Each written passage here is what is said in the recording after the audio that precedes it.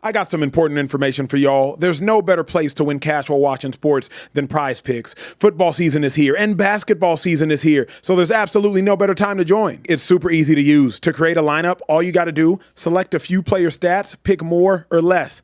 That's literally it. PrizePicks is available in more than 40 states, including California, Texas, my home state, and Georgia. But my favorite thing, PrizePicks is going to give you $50 in lineups when you make your first $5 lineup. What's that mean? Win or lose, you get $50 in lineups for free. Just download the app and use promo code Speakeasy today. $5 gets you $50 in lineups. PrizePicks, it's good to be right. Ladies and gentlemen, welcome in to the Speakeasy, sophisticated sports talk with the best in the game. I'm the large human being behind the bar, nicknamed Care Bear, Kieran Hickey Simple, and I'm joined here today with two established gentlemen who played in the National Football League, ready to break down an exciting Sunday slate of games. Let's go ahead and get started by introducing the creator of the show, the man wearing all white because he is blessed and highly favored. His 49ers won today. Emmanuel Acho in the building. How we doing? Bang, bang, Niner gang. They get it done. That was the most epic game I believe we've seen all season long. Where we get maybe one punt? Maybe? Yeah, maybe one punt. I don't remember too much punting. That was Show crazy. about to be crazy. That was crazy. A pick six to start the game, then a shootout afterwards. It was incredible. A guy that's also very happy because his Philadelphia Eagles got a big win today. He's wearing the jacket in the building. The all-time leading rusher for the Philadelphia Eagles. Here. One of the shittiest running backs of all time. This little thing. Shady McCoy in the building. This little thing, yeah, I just... You know, they said the Bills was tough. What up, 2-5? They said the Bills was What tough. up, 2-5? They said the Bills' weather was cold. Yeah, that's what they said. And my head coach said, hey, it was a lot of talking before we played. Hello. Is anybody talking now? Hello. I'm still talking. We're going to get to a lot of that later on in the show, but also bringing in the last member of our group. You know, last but not least, we're talking about Social Trey in the building. How we doing today, Social Trey? Man, I'm feeling good. I'm feeling great. That was a hype game. It's about to be a hype show. I'm ready to just kill it, man. Let's get it. Dude, this show, we got Shady right now. Shady, sit down. Shady, sit down, man. You We got me on man. camera. Look, they hold my one side trying to... You did. Shady told the producer, turn the fan on, Goodness and gracious. Rome forgot to turn the fan on. dog. It's tough, man. But his Panthers fan. That's because he's in L.A. with that thick-ass jacket on, man. You're right. Wait. It's really not that cold. It's not Turn that on. that- I feel the breeze going now, though. Who your team It's again? getting in it. Care Bear, we got to start the show, Yo, right? yo. And real quick. Anyway, we got to talk about Sunday Night Football, ladies and gentlemen. No. And don't be saying you Care Bear. Your name's gone, dog. Oh, okay. Dang. I got everybody in the world in the chat just calling you all type of different bears. So just come here and say, hey, Bear.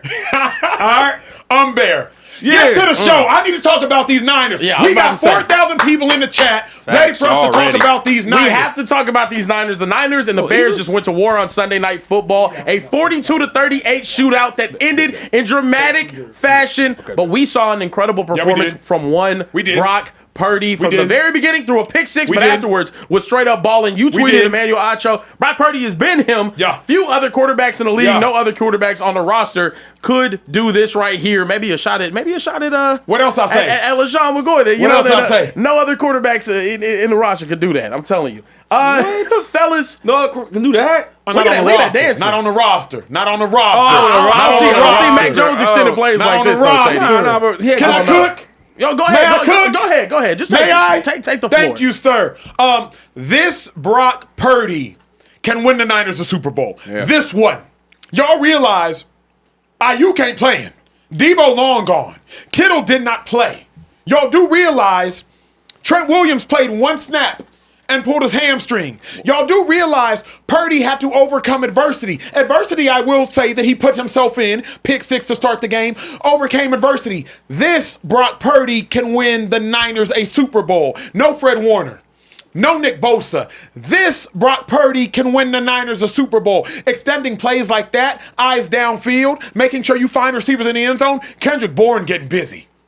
Robinson getting busy. Juwan Jennings only had 4 receiving yards in the first half, but caught the game-winning touchdown, getting busy. Ricky Pearsall's played like one game in the last month and a half, came back getting busy. Tight ends, you don't even know their name, getting busy. Christian McCaffrey getting busy. this Brock Purdy can win the Niners a Super Bowl. I remind you all, the last time they went to the Super Bowl, Brock Purdy helped the Niners have a lead in overtime against the Kansas City Chiefs. There is no Kansas City Chiefs caliber team walking around the NFL right now. This Brock Purdy, y'all can finish the sentence, but if you can't, can win the Niners a Super Bowl. Come on, Brock. Come on, Brock. Right, listen. Now, I'll say this. If this Brock Purdy shows up, they in great hands. Hello. Right? I don't know about no Super Bowl and all that, because at his best, he couldn't win a Super Bowl. And I don't think they have enough on that team to win a Super Bowl. Okay. Because sometimes you get a little carried away with the SB word, right? So I don't want to use the SB word. It's like cursing. All I'm going to say is, if this Brock Purdy shows up, Cat Bear, they might be doing something. Because I'm thinking, like, what other teams could play like that in the playoffs? I'm thinking the Rams, obviously, the defending champs. But who else over there? Yeah. That's really it. Yeah. That I really believe in. So, yeah, I like this Brock Purdy. And I want to apologize. Because Brock, I keep forgetting, though, when he play like that. Yeah. Right? Because he has some games like us. It's like, let's start away. Yeah. And then he has some games like this, like, yo, don't forget. Yeah. So I want to give him that credit because, he made us all remember how special he really is. Do not for a moment, Social Trey, producers in the back, Care Bear, y'all at home. Don't let that go over your heads. Shady said, I do want to apologize. In the Speakeasy, we're an accountable show. Facts. Accountability? In the Speakeasy, we're an apologetic show. We are. In the Speakeasy, when we are wrong, we admit our wrongs. Yeah. And when we are right, we gonna let you know. Well, what I said was, I There it said is. that I thought that the backup quarterback ran the offense better. Okay. Right?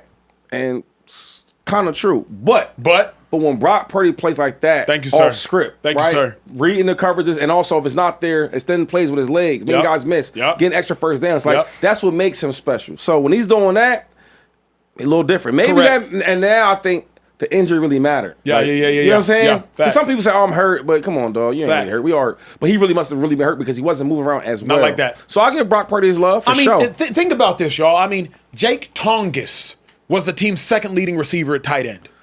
Ricky Pearsall was the team's leading receiver. You got shot! He I did. mean, that dude playing. I don't Was know. the team's leading receiver. Ricky! Jawan Jennings. Who was on crack? Not Jawan Jennings, but that was what you just did. But you know what you're not doing now? What happened? It's What happened? crazy. What happened? Other than the gunshots and the bullet wounds and all Hello. that, the truth is, What's the truth? this is why we gotta give Kyle Shanahan more love. We gonna more get credit. there. Trust me. No. But you can't like give Brock this and don't add Kyle. It shouldn't be divided. It can't be divided. though. Here's why I'm gonna divide it. No, only reason no. I'm gonna divide it, Shady. The only reason I'm going to is the special play that Brock Purdy made, backpedaling, scooting up to his left, to his right. That's Brock. Kyle Shanahan, obviously, I'm gonna give Kyle Shanahan that the touchdown to Jawan Jennings, scheme that joint up. I'm gonna give Kyle Shanahan that deep pass to Ricky Pearsall over the middle, scheme that joint up. But what Brock, the running game stuff that sets up. Oh yeah. But that sets up the McCaffrey pass. crazy too, though. I know, but even McCaffrey being so special, like he's putting him in positions to make them plays. Yeah. You know what I'm saying? Like that matters though. Even simple stuff like he brings him in motion and brings him back out in motion, and now he's running a route like a wide receiver though, Yeah. on a middle linebacker. Yeah. And he had an option route, like small things.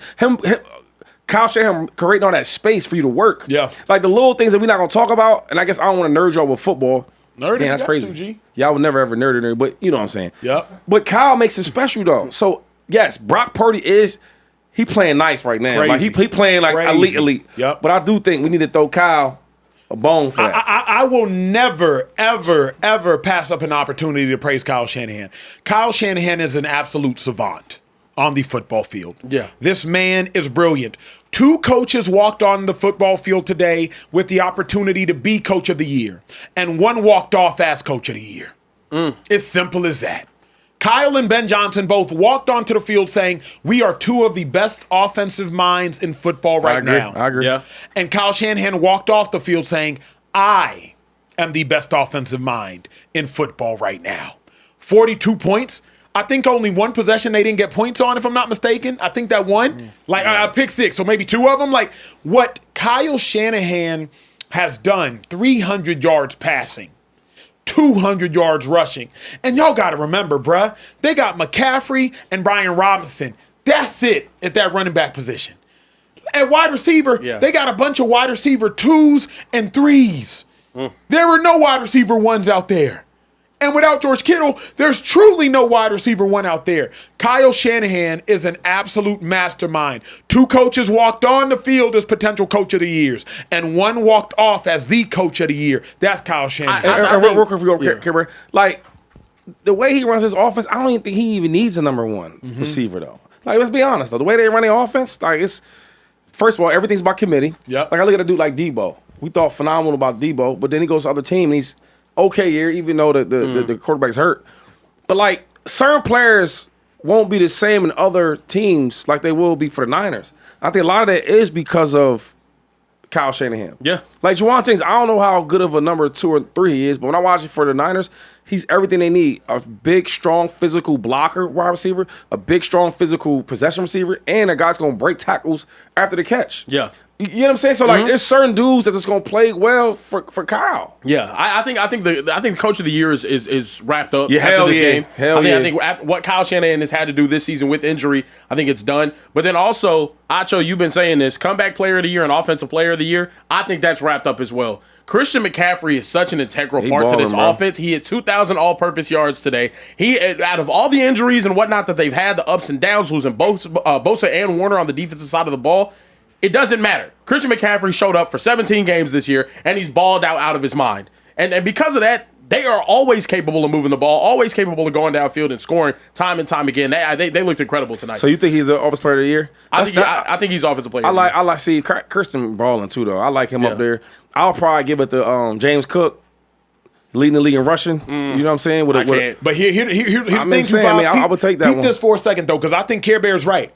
I think it's close, but this shows just how good the Niners are.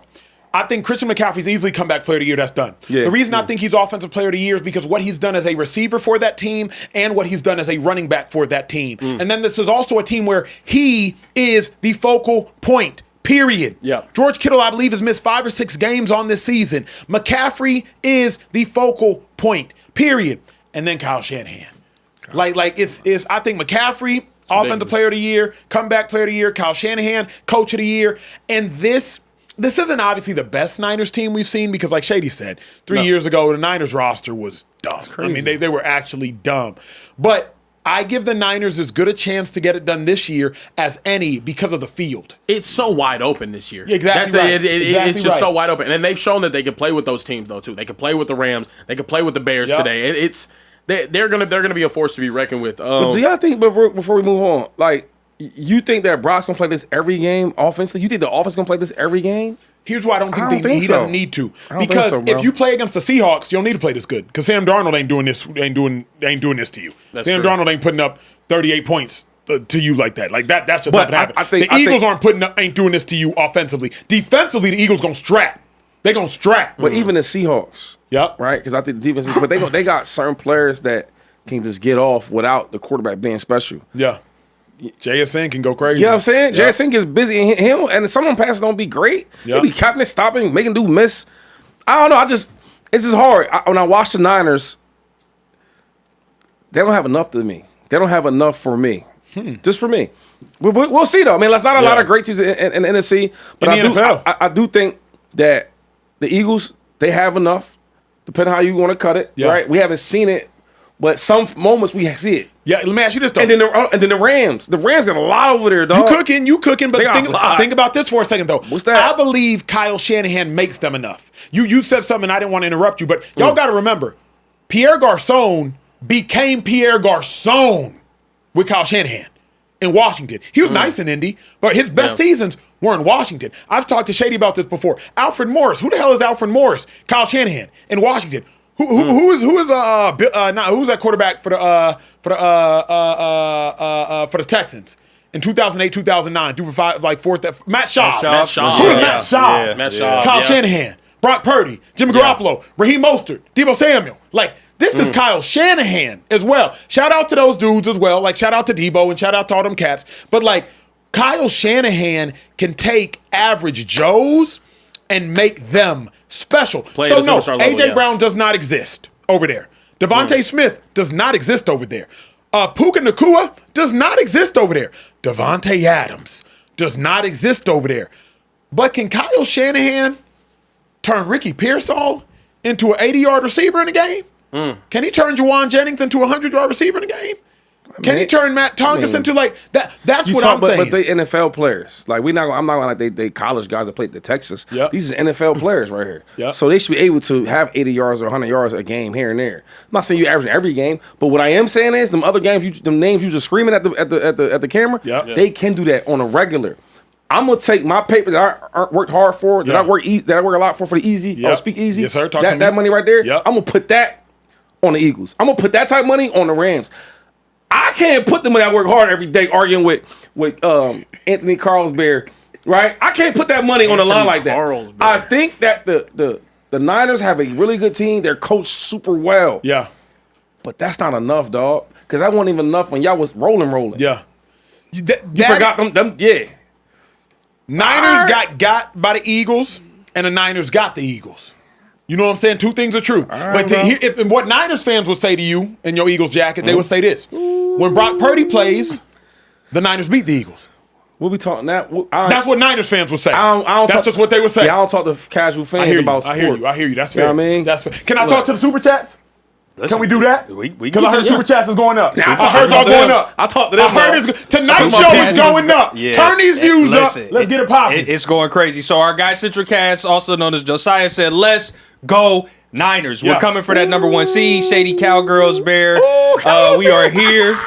We are the boogeyman underneath y'all's Start the bear talk. My quarterback is elite. He is him. Yes. Hurts. Dak. Who are they? Ooh. Well, one guy's a I'm not in the playoffs, so I don't know. Well, I can answer for my quarterback. He's a for sure, Super MVP, world champion. Now you can go for your quarterback. He's rich. Good. He's rich. He's He's very well paid. Well paid. Where else we at? Awesome in the regular season. We got another one. Josiah said Shady Mac would not be doing this. Mac lost to the Rams, and he was in a 1-score difference that entire game and couldn't get it done because he got sacked 4 times. Stelves 2011 said, got some shots for you, Acho. He said, yeah. Get him. He said, Acho, stay over there with Niner gang. That's right. But that defense ain't winning no Super Bowls. So when Philly comes out the NFC, don't try to come back to this side. Yo, he do a lot of flip-flopping. Hold on. Okay. Hold on. Set the record straight. Hold on. Okay. First off, what we saw from the Eagles offense and Jalen Hurts is 0 passing yards in the second half for the Buffalo Bills. Second time this year. The Eagles offense is not going to do what the Bears did. The Eagles defense also, though, is not going to do what the Bears did. So it's completely different conversations. Styles make matchups. You know what I'm saying? Yeah. No doubt Styles about make it. fights. No doubt about it. Keep cooking. Yeah. I got a $50 super chat from Talk to me. I don't know if it's Roble or Robel, my apologies, Talk but they to me said nice. Shady my dog, but damn, stop it with the Purdy hate. I just gave him love. Would Hurts be good if he did not have the players that they have? Wait, who said this? This is Robel. I'm gonna just say Robel. Bruh. I just said Brock Purdy tonight looked elite. And if he keep this up, that Niners gonna be in good hands. He did say that. He just said he doesn't know What if you he mean can keep it say up. top 3? I can't do that. You're right. He just said he doesn't know if he can keep it up. But he's not balling though. Shady, what else you want from Shady today? Dang. Yeah, You got an apology. You got an apology. You got accountability from Lion LaShawn, man. Okay? You got some The accountability thing is, from bro, him. you know what I do better than What's anybody that? here? Talk to me, 2-5. I I play keep it spades. 1,000. That's I true. don't flip flop. I don't give him extra credit.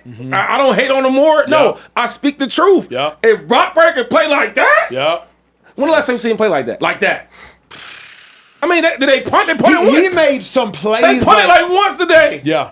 Bro. Yeah. Like, and then yeah. the thing is, like, sometimes I think when he is in his bag, he gets a little bit too crazy. Yeah. He didn't get crazy today. Yeah. He threw check down when he had to, threw Yeah. open receivers, Yeah. and then we had to That's really scramble well enough.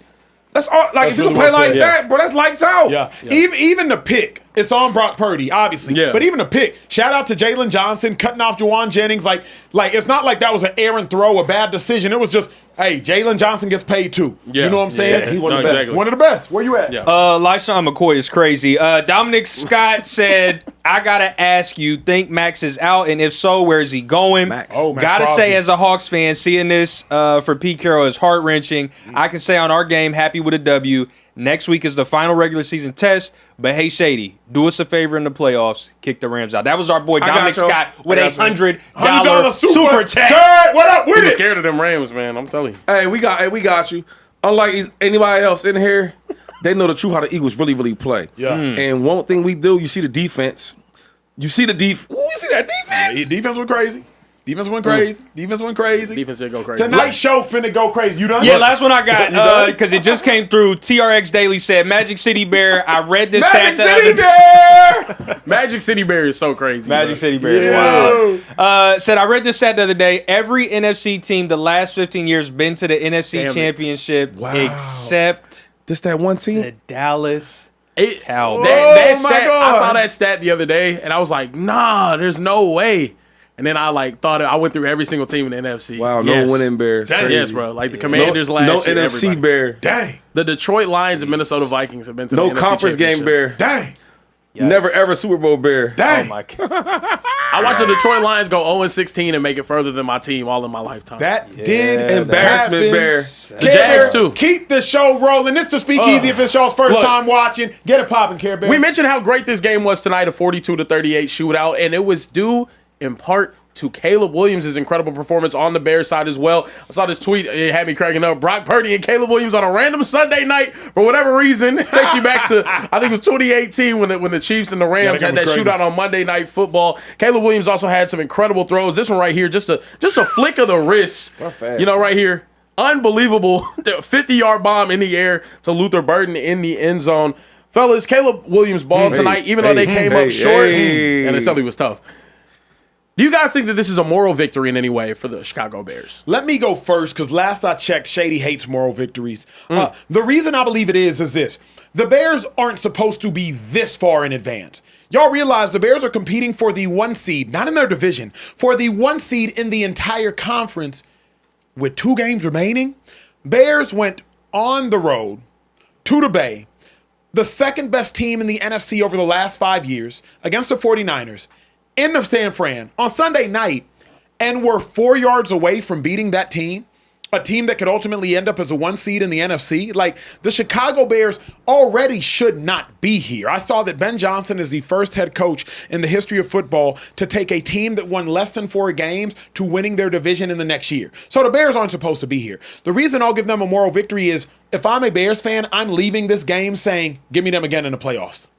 Yeah. If I'm the Bears, I'm leaving this game saying all we needed was 1 stop. I want them again in the playoffs. Everybody said, oh, we got it easy this year. Everybody said, oh, our record was easy this year. Everybody said, oh, our conference was... No. Give me them again in the playoffs. I'm more impressed today of the Bears than I was yesterday. Shady, you were impressed by Caleb, it seemed. I was, though. Listen, this Caleb Williams has arrived. Like, I'm talking about arrived like volley at the front. You know what I'm saying? They're gonna run the ball well. That's what they do, right? And Ben Johnson is so good. I think we get a really talented quarterback, and you add a really good head coach and an offensive coordinator with this type of mind like Ben Johnson. This is what you get. And I think the Bears team wise, like, I don't believe in moral victories, but they need this type of performance from Caleb Williams because now it's like a confidence thing. We know we can run the ball. Oh, now we know our quarterback can carry the load. If the running game's not working, they're going to be scary. I think the Bears going to be scary in the playoffs. Yeah, that's facts. That's facts. Like, they can play in any weather, wherever you want to do. You know what I mean? Like small things. And then Ben Johnson is that good offensively. Bro, because I don't see a team just putting up 38 points again. Yeah. You know what I'm saying? Yeah. I mean, Or 42, realistically 42. speaking, 42 points again. the Bears did what the Bears do. They are a bend and take the ball away defense. Yeah. That's what they are. Yeah. Like, the Bears are not an elite defense, not by metrics, not by points, not by yards allowed, but they lead the league in takeaways. They took that joint away today. So though the Bears allowed 42 points defensively, which they did, they allowed net 35 points because they scored 7 themselves. So when I think about this Bears defense, they have to find a way to get another 1 or 2 stops, but you face maybe the second best offensive mind in the NFC, if to Sean McVay, and some would suggest the best offensive mind. Hi, I'm some. So you face one of the best offensive minds. You did it on the road, cross country, Like, this was impressive. Only thing I like about the Bears, though, dog, y'all got to stop something, though. All right, cool. Yeah. If McCaffrey, the running game's going crazy, cool. Slow down Purdy. It can't be Purdy going crazy and McCaffrey. We run the ball with the backup and starter, and we throwing the ball all around the field. Like, dude, how you gonna win like that? Yeah. You can't win like that. And I think y'all a team that's not experienced in the playoffs. So sometimes in the playoffs, you have certain veterans, you have certain coaches, because it's not all about players too. Coaches get rattled. When coaches don't have a lot of success in the playoffs, they be tripping. That's one thing. Number two is, what about the players? When the last time the Bears been in the playoffs? So you don't get that experience part. So when things fall down in the playoffs, you be in the huddle like, damn, who gonna lead us? So all them things matter. You can't let an offense have a great day this in the air and on the ground. You got to take something away. Now, what about this? Because Bears fans might say this, and then Niners fans might rebuttal 2-5. No, DJ Moore, I believe he didn't really play much. I think sick or whatever. Did he even play at all? He played. DJ Moore played. But he was sick. I think he had one catch, 7 yards. Him and Olamide Zaccheaus, they were threatened. So, like, that happened. And then you also you still missing your first-round pick from last year from Washington, Rome Odunze. Like, would Bears fans say, man, we're not at full strength, or Niners didn't have Kittle, didn't have Trent? Like, do you care about either of those things? I think that's a silly conversation if you talk to a Niners fan. Bro, they best player didn't even play. Yep. The left tackle, Trent Williams, didn't even play. Kittle have a great game last week, and this week he just didn't feel like playing. Hurt. I'm saying he's hurt. So it's like he's not playing. Like we can do that the whole thing. Hey, speaking of, you mentioned this, and I'm glad y'all are here for this conversation. Shady said offensive play callers get rattled. We only ever think about players getting rattled. Yeah. But Shady and I are sitting here watching the very last play of the game saying, I wonder what they're going to call. And he's nice, too. Ben Johnson's the nicest. I look at Shady and I say, hey, I think they're going to call what the Denver Broncos called when it was 13-13. I think they're going to sprint out Caleb Williams to the right and give him an opportunity to run because he's mobile, give him an opportunity in the flat, probably a running back, give him an opportunity in the back pylon. That's what I think they're going to do. Then all of a sudden they do this. Care Bear, can we run this play? Rome, let the world see this play real quick. This is a bad play call. They come out and empty, passing strength to the left. Caleb has no opportunity to run it. He's a true drop back passer. And I'm just sitting here saying, like, Shady, why this play call? When you have a quarterback that can run the ball like Caleb, I need an opportunity to use Caleb as a runner. I want to sprint right, roll right, something. And I was wondering, with the fast motion like that identifies what it is, helps out the coverage. Right? Yeah. If it's man, obviously the dude's gonna be sprinting to get to the flat. So I was thinking, like, is he gonna throw it quick to the running back and maybe cause like some pick routes right there? But this was a bad play call. Because you're only working one side of the field, and then it's like you're making Caleb go to his left side. Yeah, I didn't understand that. Put him to the right. We see Caleb Williams make so many great plays scrambling to his right side. Put him to the right, you know what I mean, and give him like an outlet where he can either throw it to a quick running back or got to the flat, or he can run it. Put pressure on the defense. Ben Johnson's so great. I know he's kicking himself in the shin like, dang. Kick yourself in the shin, like backwards. We got a super chat earlier, and it actually reminded me of what I wanted to kind of draw the conversation to. Yeah, that was wild. Let me see if I can find who sent it. But they were essentially asked about the hook and lateral play that they ended up running right before the end, or whether that was a mistake or not. Just because they ended up running the clock down, they ended up having to do the spike right before that instead of maybe a play potentially get out of bounds or take a shot to the end zone at that time. I want to know, what did y'all think about that play selection? I thought it was brilliant. Yeah. Okay. The thing about the hook and ladder was the Bears expected to score on that play. Like, that is a play, hopefully versus man coverage, that you score on. Yeah. You anticipate that the cornerback who has the wide receiver who catches the hook is going to chase him. The wide receiver is going to pitch it to the running back. Running back will outrun the trailing linebacker. They'll score on the play. But phenomenal job by Diamador Lenore. He steps up. He makes a game-saving tackle. He was his own, too. Exactly right. The problem was they weren't facing a defense you would want to face versus that hook and ladder, but they thought they were going to score on the play. I thought it was a brilliant play call. You ended up spiking it. You had 4 seconds to call one final play. I had no issue with it. No issue with it. Ben Johnson, I have an issue with the last play. That last time. If you have a quarterback that can run, but I'm thinking like every team has them plays, right? That you have scheduled. All right, we got the third long plays, the special plays, the 2-point conversion plays. That couldn't have been your main call. That was terrible. What was that? And Ben Johnson, he's been so good everywhere he's been at. Super, like, if he was one of them X-Men, he would have like a big ass brain because he's super smart. That was not a smart play right there. No, I do think obviously Shady, you're not one for moral victories. I think this is a huge moral victory though. If you're the Bears, you're missing your number one targeted wide receiver Rome Odunze. You go on the road, you play a good hot San Francisco 49ers team. You take them down to the wire. Your quarterback is playing at the best level that he's played his entire career right now, and he's only in year 2 and he continues to develop. As you're heading to the playoffs, man. You were hoping for home field advantage, but you were the home field advantage that everyone was going to be uncomfortable with. You were going to have the cold weather games that everyone was going to be uncomfortable with. Now you have to go on the road. It's going to be tough, but it's not going to be as I don't think as crazy or as damning as the other teams having to go to Chicago to go play those games later on. Curious, Barry. Good question for you. Did you go to the prom? My prom, yeah. Right, prom. So I want to ask you a question. So you go to the prom, maybe your sophomore, or junior year. Senior, only one. Okay, senior. And the hottest girl in school, like you had a crazy crush on her. And everybody in school wanted her. I'm talking about the full players going to All-American going to Texas, right? This rapper now, his name is, who's the Texas rapper? Big X the plug. What's the dude? Austin. Yellow Beezy, what's the dude's name? Austin or? Austin. Was it Austin? What's the guy's name? Anyway. He had the baby, the Kardashian girl. What's his name? From Texas, right? From Travis. Travis Scott. Travis Scott. I don't listen to music, but Travis Scott. Now he's a goddess in the school. Everybody wants her. And you take her on a date and she loves you. But you know what? She picks the other guy. But you came in second place. Do you feel good about it? Like I was Nah, I don't feel good about it. That's the moral victory. It's moral victories. Nah, it's more so like I hear you. Think about that though. I almost won. Yeah. Almost had her. Yeah. But then But you lost. But think about this though. I'm thinking. I know I'm gonna see her again though. But and the other thing is like if it was between you and Travis Scott, That's a moral victory right there. that's a moral victory. we can't act like I'm the Bears and Travis Scott is the 49ers though, bro.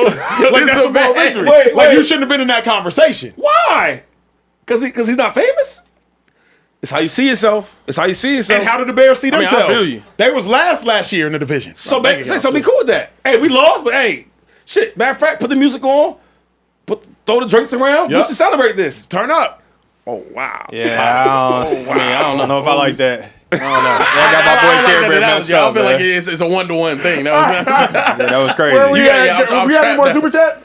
We did get a couple more super chats. You always catch me in the middle of doing my job, but it's okay. We got some super chats. King Drewski jumped in the chat and said, "I think we need to have a conversation about the Bears' defense because if you keep the ball out of harm's way, that defense been barbecue chicken. Yeah. Barbecue Which is essentially, chicken. you know what I mean? Which was alluded to. Up? Like, Yeah, if true. they're not getting takeaways, they're not Look at the really Bengals effective. game. Barbecue Bear. They're getting shootouts now. Yep. Chicken wing bear. Wingstop Bear is crazy. We got a $50 super chat from Mad King Brand said the Seahawks matchup versus the 49ers is feeling like the 2014 matchup next week. The hype is real in the NFC West. All four of you there at Speakeasy, who you got and why?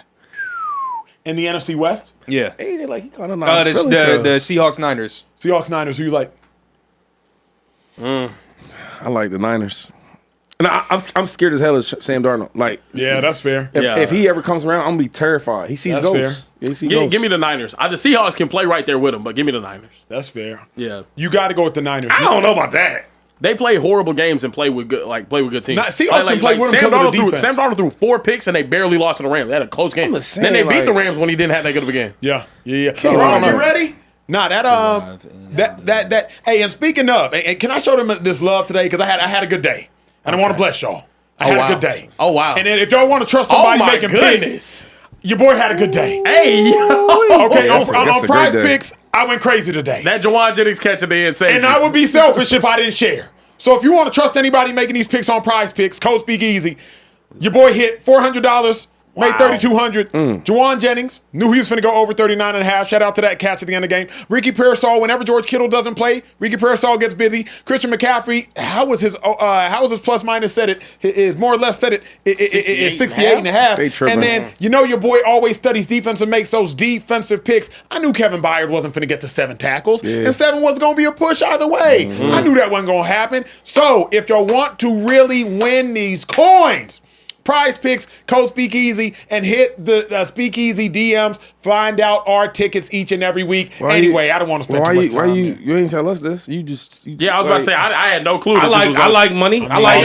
Crazy. He got on the phone. I think it was with someone else and was just like, "Yo, you faded my line, right? Like, or you." Oh yeah, he definitely did that. As soon as the ticket hit, he FaceTime. He like, "Yo, we won. We all seen it. I'm like, "Yeah, we won." And then he was like, "Nah, just me and Gambling Bear, you gamble?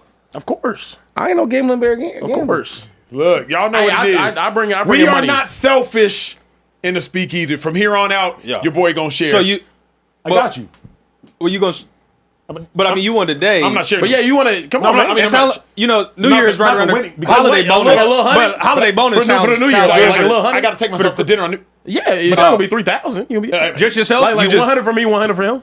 Shady got millions. You good? We're not even asking about him. It's just me and him. Just I'm already paying y'all with several more commas. Oh, that's true. I got a $50 super chat real quick from Michael Draw said we should call out Ben Johnson hitch play that cost him the game. That's gimmick, not scheme. How that cost him to play? Yeah, that was the super chat I was looking for earlier. I got it for you. Yeah. That was smart. Because if that hits, he's a genius. Yeah, it did. He got a first down. And it did hit. Yeah, it's not like you just. Yeah. It did. But they had a chance to win the game with the ball on a 3-yard line. Yeah, 3 to 4. Yeah. What are we talking about? That was a way better situation. I mean, obviously, you might want more plays in that situation, but it's the NFL. It's gonna be hard to get those yards in anyway. Facts. Care keep it moving. Look, we have to talk about this god awful franchise. Philadelphia Eagles had a big win today. You just said can we get a slow check? He's lying, dog. You just said everybody be honest and all that. He's lying. He's caused a terrible franchise. Yeah. Y'all are a god awful franchise. Liar Bear doing it again. Come on, Carl Bear. Do it again. Go ahead, Carl Bear. Go ahead. Terrible people. God awful people. No, anyway. The Trump hands is crazy. The Philadelphia Eagles got a big win on the road in the rain against the Buffalo Bills today, defeating them 13-12. Nick Sirianni, while leaving the field, had a lot to say about it. I'll let you guys listen. What'd he say?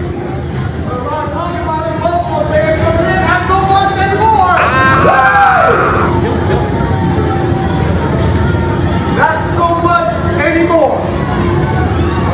Love this shit. So hilarious that he stayed right next to AJ Brown while talking about all of that. AJ looked at him like, man. Yeah, essentially saying not so much talking anymore. Speaking of, the talking, the chatter is still around Nick Sirianni because in the second half of a game, Jalen Hurts once again did not complete a single pass, 0 for 7, no passing yards. The Eagles have now had 2 games in which Jalen Hurts has not completed a pass in the second half, once against the Bucs and then once against the Bills today. They're 2-0 in those games. That is how good the Eagles are. Look, do you guys think the Eagles impressed with this victory against the Bills? Go ahead. You're the Eagles Hall of Fame. Yeah, your jersey's literally in the rafters. And we got time to wait. We got time. Fine. I think it was impressive. You beat the Bills in terrible conditions, and interesting terrain. People were slipping. People were sliding. You got the job done. Now, the dilemma is the Eagles could have stepped on the Bills and they didn't. But the fact of the matter is they still won the game. Eagles just have a tendency to start to play scared once they get up, as opposed to pressing once they get up. Like, they have a tendency to realize, okay, we're up 13-0, so now they're playing not to lose the game instead of playing to win the game. And that's the dilemma with the Eagles. A.J. Brown had 68 receiving yards in the first half. He had none in the second half. Yeah. Make that make sense. You feel me? Like, you go out there, and when the rain was really coming down, you trust AJ. But now as the rain starts to lighten, you don't trust AJ. The last 3 to 4 drives, the Eagles were quite literally just playing not to lose. Eagles did not score a point in the second half. They didn't score a touchdown after the first quarter. Reason it was impressive to me, however, though, the Buffalo Bills are one of, if not the best teams in the AFC. The Buffalo Bills have the most talented, healthy quarterback remaining in the AFC. The Eagles went to Buffalo and won a game that the Bills needed to win desperately because the Buffalo Bills are vying for the number 1 seed in the AFC East. So with all that being said, a win versus Josh Allen, when Josh Allen must win, is always impressive. Yeah, I gotta agree with Acho there. First of all, if you say who's the hottest out of everybody playing, who's the hottest 2 players or hottest 3 players playing on the whole field, you probably say James Cook, Josh Allen, and probably some on our defense. Jalen Carter had an insane game. Yeah, he did. But all the big boy been balling too, though. Yeah, Jordan Davis.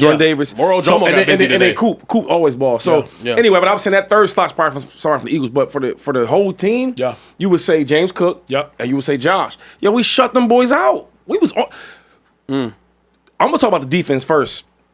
I don't know if y'all watched the game, but it was in Buffalo and it was cold and it was raining. Everything favors the Buffalo Bills. Who got dominated though physically? If you watch the game, you turn the volume down and just watch the game, it like we was beating the hell out of them. Physical up front. Yeah. And one part in the first half, it was like, yo, listen, the huddle for the defense, look, get to the quarterback on 3. Yeah. We was getting right to him. Yeah. So I did like what I see from the Bills defense. They matched up and they played super aggressive. They played real tough. On offense, I don't like this though. I don't like once we get a lead and we got a comfortable lead, it's like we put our foot off the gas. Why? It's okay with blowing people out. It's okay with putting 30 on the head. It's okay. I think we get so conservative and like the only thing is, you know what, let's just get the win. Yeah, we get the win, but we also could put more points up. How AJ has 60-something yards in the first half, and then we don't get nothing in the second half at all? None. Yeah. No hitches, no slants, nothing? None. It's like we get too conservative when we get the win or the lead, just to get the win. I'm happy. I think we can clean that stuff up. But going to the playoffs, I like what I see, though. I see winning football. I see tough football. Yeah. When I watched us play against the Bears, I was so mad. When I watched us play against the Giants on the road, I was mad because they was just more physical than us, right? And that's things you can coach and teach. Like, yo, don't let him do that to you. Yeah. And then you fast forward, we play a Buffalo, a playoff team, a really good team in AFC, a experienced team, a well-coached team. And we was way more physical than the Bills today. Yeah. I love saying that. And if I say I never care about the opponent, it's all about what we look like because we are the defending champs. But not winning bear. The kicker for me is like the Eagles play with a playoff mentality in the regular season, and that is odd to fans. Because fans want to see blowouts, and fans want to see 30, 40, 50-point games. Fans want to see you not let off the gas. But the Eagles just want to win. That's it. And the Eagles play a brand of football that is uncomfortable for viewers. Because Jalen Hurts will get outside the pocket, and he'll have the opportunity to throw a risky 50-50 ball to A.J. Brown. Instead, he'll throw it away. And as a result, the Eagles will punt. And it's like, Jalen, why don't you throw the 50-50 ball? And Jalen's like, because it could get picked. Or we could just punt, we're up. and I could trust my defense, and we're up. So I think what I really noticed in today's game, because there was a time where it was 3rd and something, That's a good point, and Jalen Hurts decided to just slide on 3rd down instead of at least like attempting to pass. And I'm like, oh, Jalen, you're playing like this is the playoffs. I would rather see you play like it's the regular season.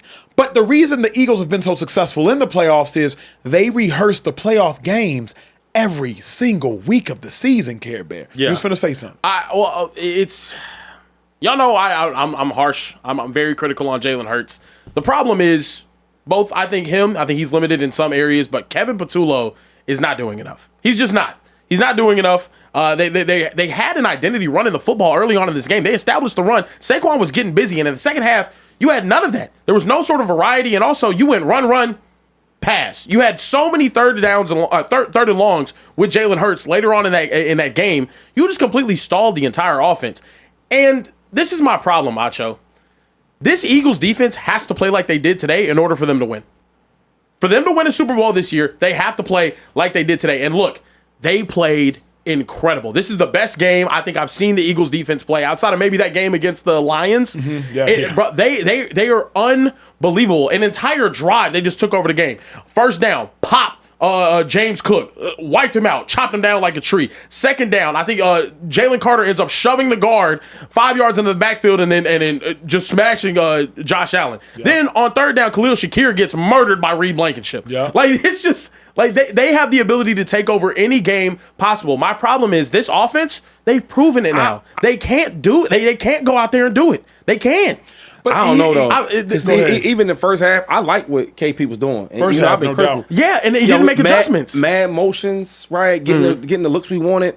What do they call that when like a distraction for y'all? Like eye candy. Yeah, eye candy. Yep. He's giving mad eye candy everywhere. Right, linebackers looking left, plays going right. Like I like a lot of these we did, and a lot of different throwing zones we had. Like if you watch AJ, he had a lot of back.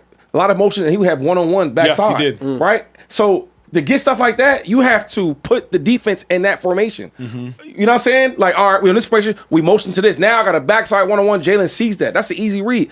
I seen a lot of that in the first half, and I was like, okay, KP, okay. He must have heard me. Yeah. By the way, I was only joking. All right, I'm not. Don't take me out the Eagle Hall of Fame. Please don't. Mr. Lord, you know, we had the conversation already. Yeah. All right. Look, But let me chime in on that because they can't do that every week. Is it a strength or a weakness how Jalen Hurts plays in the sense that Jalen knows my defense is locking him up, so don't go lose. If our defense wasn't locking him up, I think Jalen would have been more aggressive. I don't think it's a coincidence, even when the Eagles lose, they don't get blown out. Teams don't put up 40 points and the Eagles put up 10. If teams put up 40, Jalen's like, oh, time for me to turn up. At least let me put up 30. Eagles, even in their losses, they lost to the Chargers by 3, lost to the Bears by 9, 24-15, lost to the Cowboys, I think, by 3. Yep. Jalen Hurts always does just enough. When I'm winning, it's just enough. When I'm losing, it's just enough. This game, they won by 1. But if the Bills put up 30, I am confident Jalen and this offense would have found a way to put up 24, 25 to 30, 35, 40 as well. Is that a Jalen Hurts thing or is that a Sirianni thing? It's a good question. The reason I think it's in part a Hurts thing is I watch Jalen Hurts choose conservativeness. I watch it. Yeah. With my own eyes, I watch him get outside the pocket, and I'm like, Jalen, let it rip. And he throws it away. And I'm like, but why would you throw it away? Oh, because you're winning. Your defense is dominating. And you're like, it's not worth. Jalen runs a cost-benefit analysis on every play. Is this play worth the cost? And if it's not, I'm going to throw it away. Whereas most quarterbacks, they're not that intuitive. Most quarterbacks, they let it rip every time. Or they're scared and conservative every time. I think Jalen Hurts might be the most intuitive quarterback in the National Football League. I do what is needed. No more and no less. I am not going to give you more than what's needed, though. I promise you that. That's why Jalen Hurts has never thrown for 35 or anything touchdown passes. I ain't giving you more than what's needed. I'm going to give you exactly what's needed. And all they needed today was 110 passing yards. And guess what? And like, even though sometimes I don't like that, and if I'm a player on this team, I probably don't like that either, but we winning. And it's hard to talk to a winner when you a loser. You know what I'm saying? Yeah. He looking at you like, why you ain't doing this? And he's looking at you like, yo, I'm a winner. Yeah. And that's all he do is win. So that's an argument I never really argue about Jalen Hurts because, yeah, I might want him to take a couple more risks, right? Why not? You got the players to do it. Why not take it? But then again, when you look at what he's done in his tenure as a starter, it's like, I don't like it, but I can't hate on you. And you're winning for my team. So I don't mind it. I just think sometimes, bro, we got so much talent on everywhere on the field. Let's try to put points up. Yeah. Let's try to, you know what? Let's get a defensive break this day. Well, he's game managing though too, and I can't say game managing. That's what he does. He manages the game. That's not the time. I've seen games where he goes out there and lights it up. The Super Bowl last year, prime example. Super Bowl 2 years before. You watched that game? Of course I did. I give Jalen Hurts all the credit in the world for going out there balling in that game. Jalen Hurts, he balled out a couple of games this year, and I gave him credit after that. I'm saying right now, as long as he continues to win, it's not a problem. But you have 2 games this season where you don't complete a pass in the second half of the game. 2 games. That's not. I just don't think that's acceptable. If you lost those games, then it'd be an actual problem. But because they win, I think we breeze by it, and it's not that big of a deal. But I think those types of things show up come playoff time. That is interesting, Shady. Like, it's near impossible to have 2 games where you go a half without a passing yard. Without a yard. Like that. Like, truth be told, like that is near. Like, that's impossible. Nearly, like without a yard. Yeah, it was. I mean, and you got AJ Brown, but ugly game. Devontae, ugly game. Drops. Bad weather, right? We trying to run the ball. Side, Josh Allen went out there. We playing against a good team, right? And it's in Buffalo. It was raining, and there was some drops out there though. There's some passes that I didn't think he would throw, but he should throw, and he threw it. He threw it. And one-on-one, catch the rock. But what about this? Josh Allen played against a better defense and went out there and threw for 230, if I'm not mistaken, against a significantly better defense with way worse receivers. Josh Allen was fighting for his life. Yeah, but I wasn't impressed by the Bills at all. You wasn't either, right? I was impressed by Josh. I mean, how are you impressed by Josh? He's always impressive. Josh is so special. Like, he don't count. That's a good point. Yeah, no, Josh Allen was out there fighting for his life to get first downs for most of the They don't have enough, though, the Bills. They don't have enough. And that's what I wanted to talk about next. The Bills, they had a rather disappointing game. And honestly, my opinion, a disappointing game from Josh Allen himself. Key plays, it was tough. Ended up not being able to make those. You blaming Josh? I'm not blaming Josh. I'm saying Josh didn't do enough to win today. You had a sack that took him out of field goal range. You had a fumble that took him out of field goal range and gave the ball to the other team on the other side of the field. Then you miss a wide open Khalil Shakir in the end zone to win the game. So we have the video here of Josh Allen on the game winner. This is not what I expect out of Josh Allen, and I don't expect it to happen again. But, fellas, do you guys think the Bills made a mistake going for 2 here in this situation late in the game? Absolutely. Wow. Absolutely. Okay. Absolutely. I do too. Absolutely. Okay. I can't wait for this conversation. Buffalo Bills, going for 2 is what lost you the game. You had scored touchdowns on your last 2 possessions. The Eagles had not scored a touchdown since the first quarter. They hadn't scored points since the first half. Y'all are at home. You have all the momentum. Eagles defense is gassed because y'all have had a couple of long drives. Eagles offense is incompetent at this point in time. Jalen Hurts has not had a passing yard in 30 minutes. If you take that game into overtime, you think the Eagles are going to magically and miraculously figure out how to score a touchdown when they haven't scored a touchdown in 48 minutes of play? No. Meanwhile, you, Josh Allen, y'all have marched down the field a couple of times. It was the worst decision that the Bills could have made, and it's not a decision the Bills could afford to make lightly. Not getting that 2-point conversion is the difference between the Bills being a 5 seed, a 6 seed, or being a 2 seed. Oh, wow. Like, not getting that 2-point conversion lost the Bills the division instantly. Yeah. Now, all of a sudden, you might have to go to Houston and play the Texans in Houston. And by the way, they own you, just FYI. So you can't take that play lightly. To me, like, catastrophic mistake by Sean McDermott. I didn't understand that. Sean's a smart coach. And I'm thinking, you got all the momentum, right? Yeah. They called it Uncle Mo. So everything was going bad for you in the first half. And then the second half, you need it. Everything's going for you. You at home, you got the crowd behind you, and the defense been playing lights out in the second half. Am I tripping? They said Jalen Hurts didn't have not one pad, not one yard in the second half. No. So you didn't have not 1 yard in the second half, and you decide to go with your offense? That don't make sense. You kick the extra point field goal. You go to overtime. You let your defense do what they've been doing the whole second half and stopping the Eagles' offense, and then you let your MVP quarterback and the number 1 rusher in the league, James Cook, win the game. That didn't make no sense. Because now you put pressure on the Eagles. So think about it. If it's 13-0 and they keep getting all these turnovers, messing up, now they finally score. Now the pressure's on the Eagles. Yeah. Okay, we don't do nothing with it. We punt the ball. Now y'all go down there and score again. Yeah. Now that's all the pressure's on us. Correct. We gotta respond. Correct. But you took that pressure away when you went for 2. Now the pressure's on y'all. That didn't make no sense. And Sean's a great coach. I vehemently disagree with both of you guys for multiple reasons. Let's go through them. Okay, it won't be the first time. First and foremost, disagree, Bear. In the wise world, and the wise words of Dennis Green, you play to win the game. It is a 2-point conversion with less than 30. What was it? 30 seconds left on the clock? Yeah, less than 30 seconds. You play to win the game. I have one play to go win the football game, and I have what I believe to be the best player in the NFL on my side. I'm going for that. Josh Allen, make the throw. We're not even having this conversation. It's not even about going for 2. Also, let me take you back to week 2 when the Eagles played against the Rams. Week 2. When the Rams went down the field and tried to kick a field goal to cut the deficit to 2 points. What happened, Acho? Blocked. Or I'm sorry, to extend their lead to 8 points. Blocked field goal. The Eagles get the ball back, 17-play drive, go downfield, score a touchdown. The Rams get the ball back in position to win the game again. What happened? Blocked again. By who? Jalen Carter. Yeah. Who is Jalen Carter, Jordan Davis. Unbelievable. They do this. So today, why were the Bills even in position to have to go for 2 to try to win the game? Block field goal. Because they blocked the field goal before. Right. I'm not putting my kicker back out there when I know the Eagles have won games off of blocked field goals, and I know I can win the game right now with the best player in the league. Care Bear, you might not know this. Shady for sure doesn't know this. Y'all didn't go to special teams meetings.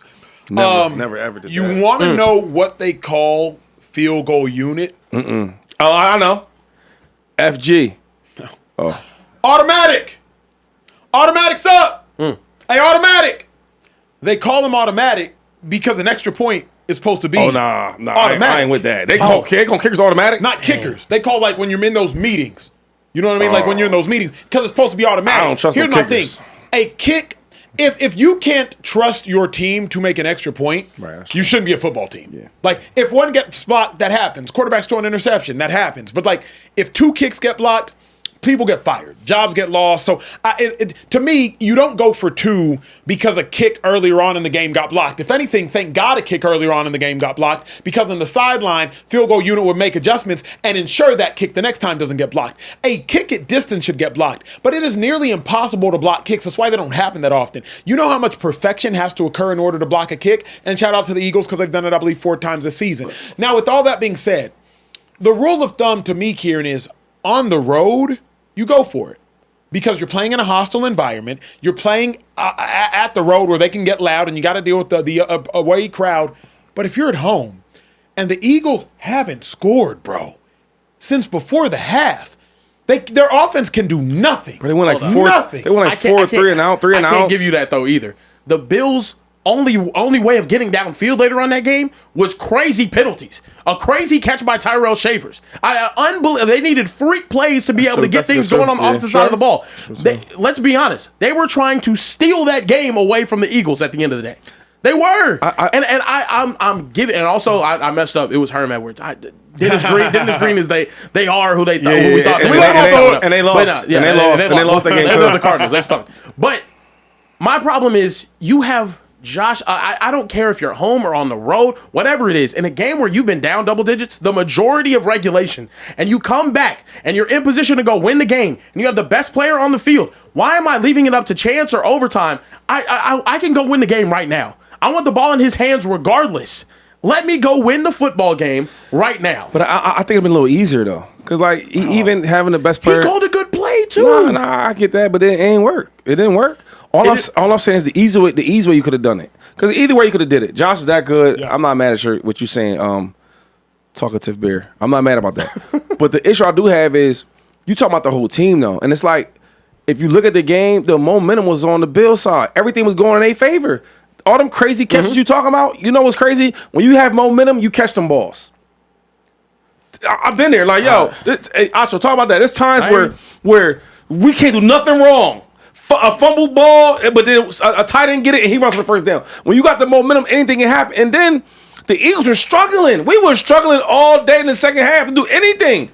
Punt, kick. So why is it wild for them to say, hey, I think y'all will struggle for one more down? Because they did. They gave it up to Shakir. You need to make that throw, Josh Allen. And we're yes. This isn't even a conversation. Josh should make the throw, but I just think it's being very short-sighted where it's like you're leaving it up to a coin flip.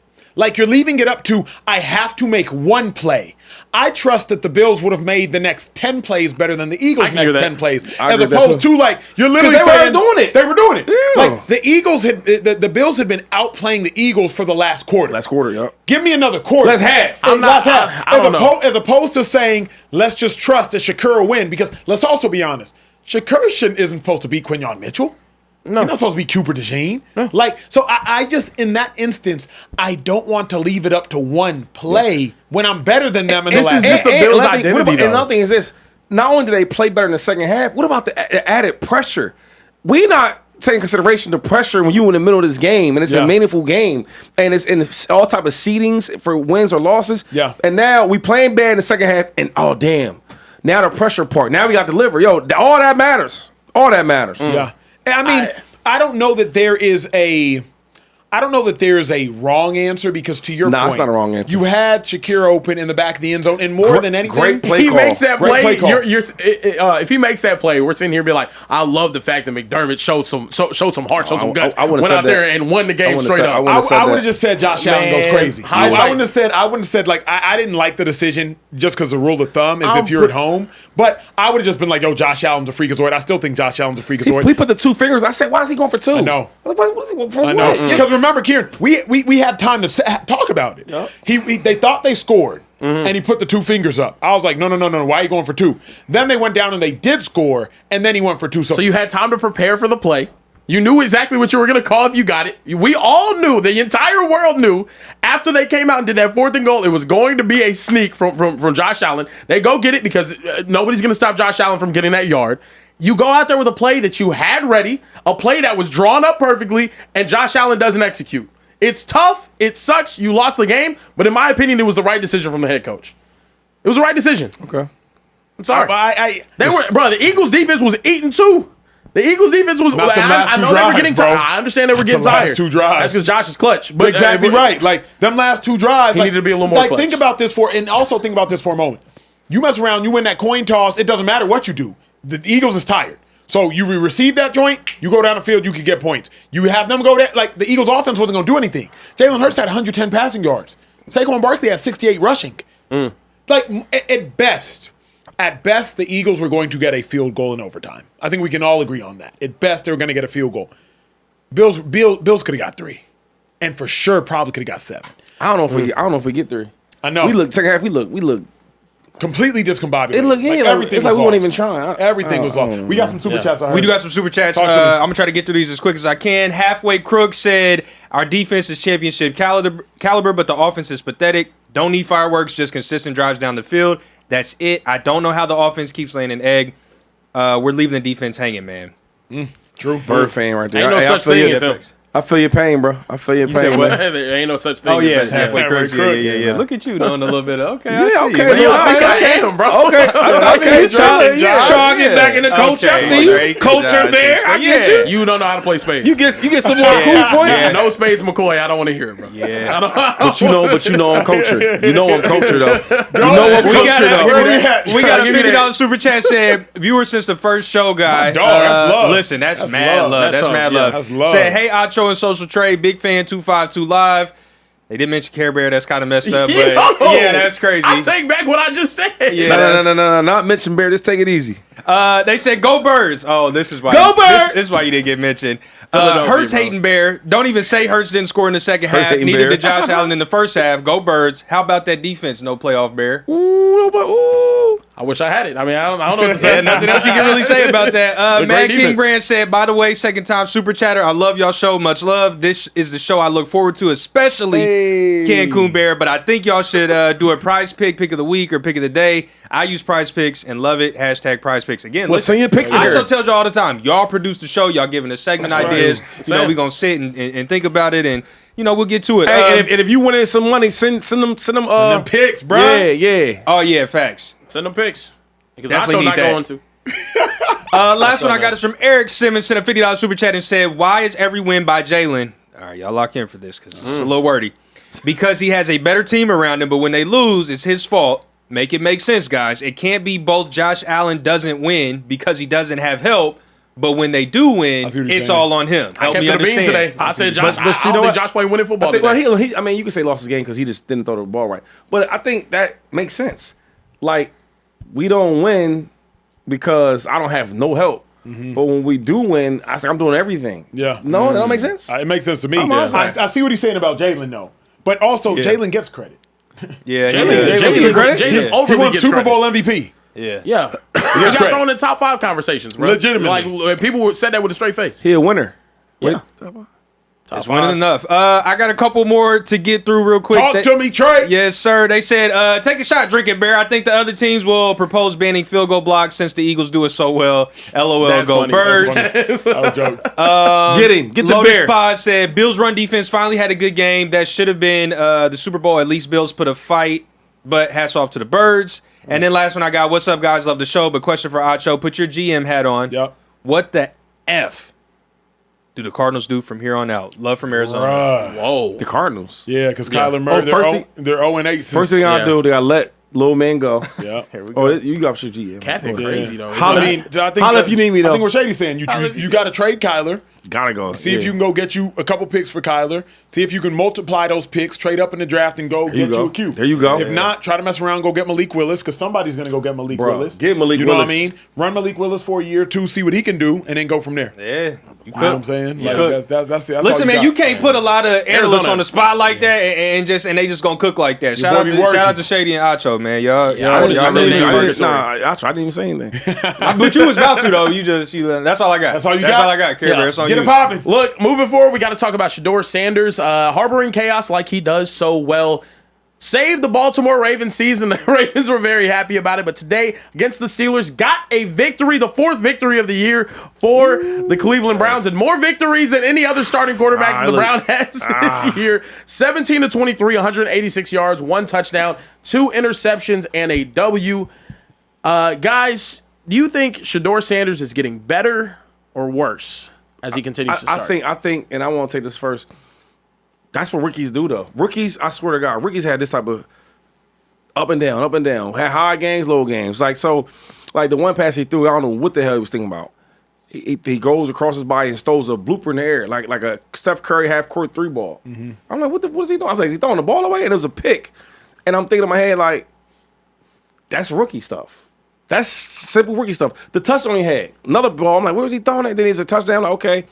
But that's rookie stuff. Some rookies make crazy passes because that's what rookies do. Some rookies get crazy with always trying to scramble. Jackson Dart.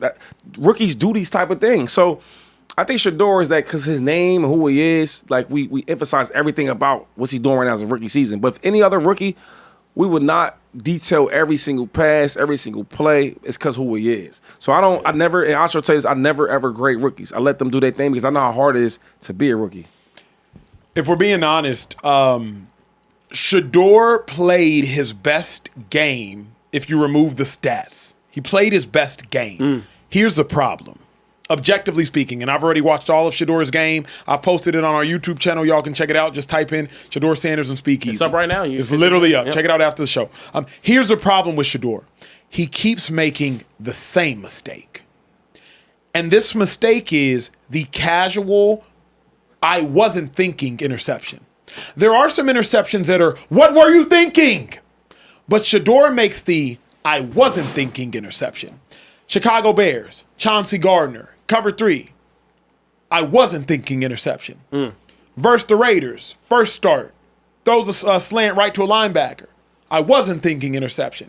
Today, you throw a 50-50 ball to Jerry Jeudy casually. I wasn't thinking interception. I believe today was Shedeur's best game because Shedeur did a great job of layering throws versus zone coverage.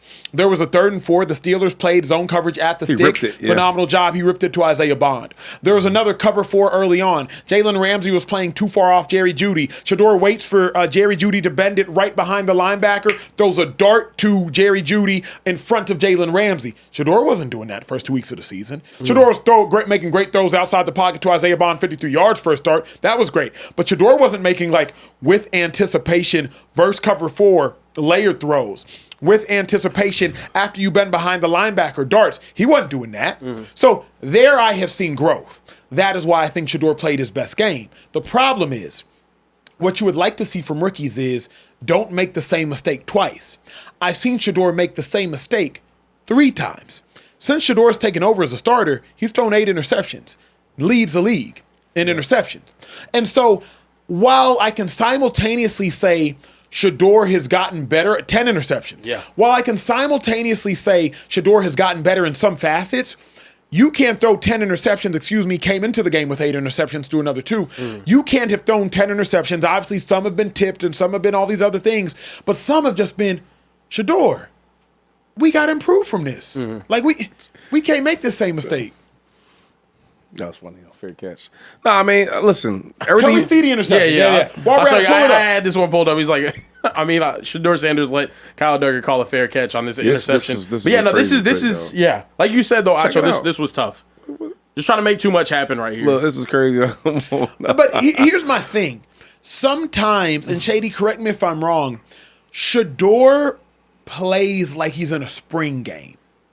And Kieran, you've watched several spring games. For y'all that are unfamiliar, spring games in college, you know, if you throw a pick, they'll just re-rack it. Like, you could throw a pick and the coach will just blow the whistle, hey, put the ball right back at the 20. There's no penalty in a spring game. Sometimes Shedeur is so casual with the ball as though it's not the most important object on the football field. That interception was one of the most casual interceptions I've ever seen in my life. Like, not standing in the pocket, not intentional, just kind of like it's a spring game. I didn't like the pick, but then again, he's a rookie, Acho. That's what they do. Rookies do the dumbest stuff. How you know that? Because I was a rookie. This stuff, I'm cutting back. Why am I cutting back? Coach is looking at, he's staring at me. It's a big hole right here to the left. Why are you going to the right? I don't know, coach, but that's being a rookie, and you learn from that. I hate the pick, obviously, but I don't mind it because it's stuff that you gotta learn from. The funny thing is, I remember playing with Josh Allen, and we know how good Josh Allen is, and he would do some of the dumbest stuff as a rookie, but you still would see times he showed the talent. There's times with Shedeur, I see the talent, and there's times I see dumb mistakes because he's a rookie. Rookies all go through that. Silly picks, easy reads that you make it complicated, right? Getting out the pocket when you know you should be in the pocket. Like, they do all these type of things because they're rookies. So, yes, I didn't like the pick, but I'm okay with it because this is part of him growing.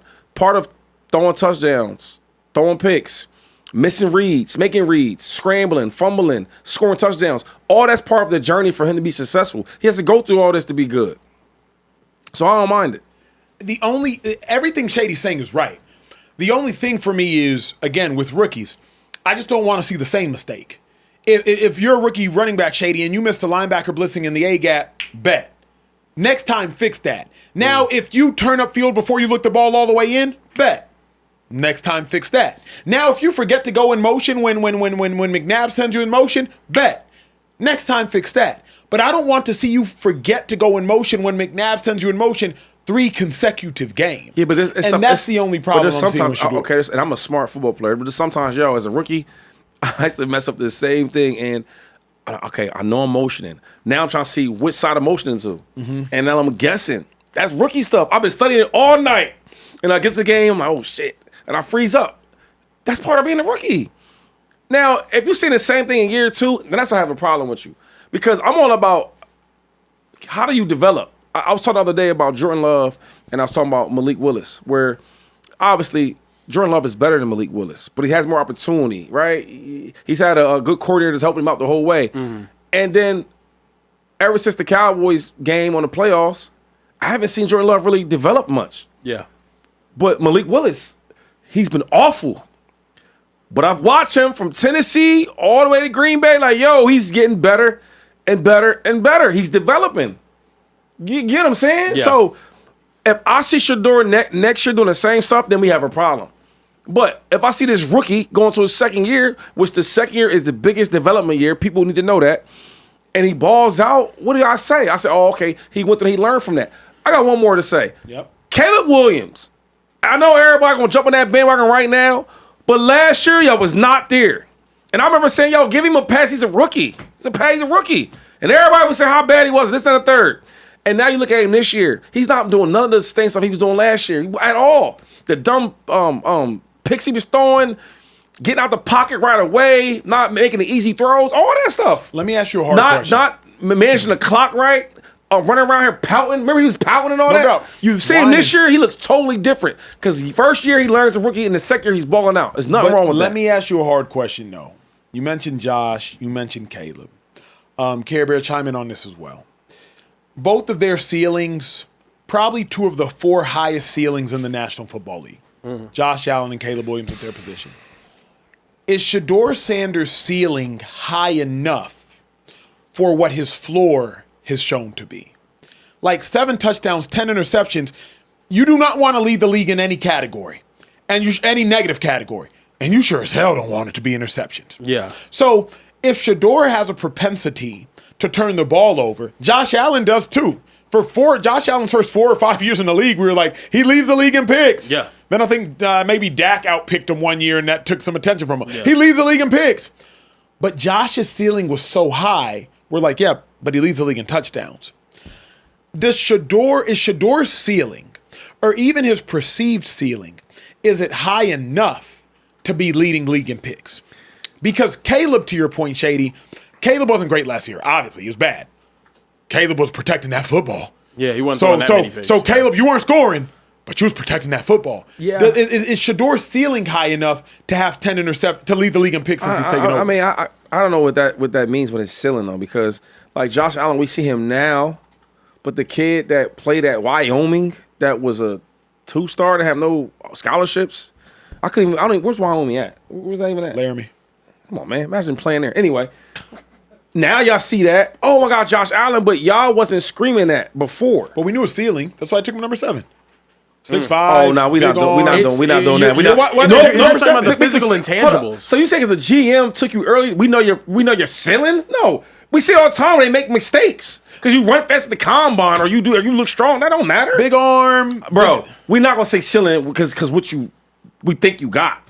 I think coaching and situation matters a lot whenever we're talking about ceiling though as well. But I'm saying when you first see him play, I know you wasn't screaming all this crazy ceiling stuff. No. He was like, who's this big white boy from Wyoming? Yeah. Like nobody even wanted him. Right? Yeah. Then he started balling, he started getting better and better, and Brian Daboll had a lot to do with that. Then you get you some pieces, Stephon Diggs, you keep moving around, and you learn from your mistakes, turn the ball over, and you got better. And now he's the best quarterback in football behind Patrick Mahomes. Mm-hmm. But I'm saying you will see that. Lamar Jackson though. What was his ceiling coming out? We knew his ceiling. Lamar was crazy. Bro, they talking about him playing running back. But Lamar was crazy. We're not doing that. Shady, Lamar was crazy. You're not about to do that. I'm not letting you do that. Lamar was crazy. And Josh, I'll give everybody's crazy in college. I'm not like that. Lamar. Time out. Hold on. First of all, he's so crazy like you're saying. He was the last pick in the first round, right? First round still, but yes. Okay, 2. They had whispers about the dude playing wide receiver and running back. He came to the combine and said, "Yeah, hey, do you have gloves?" He's like, "Nah, I don't throw a glove. No, not the throw." Come on, I'm not letting y'all get away with that. They want him to play running back.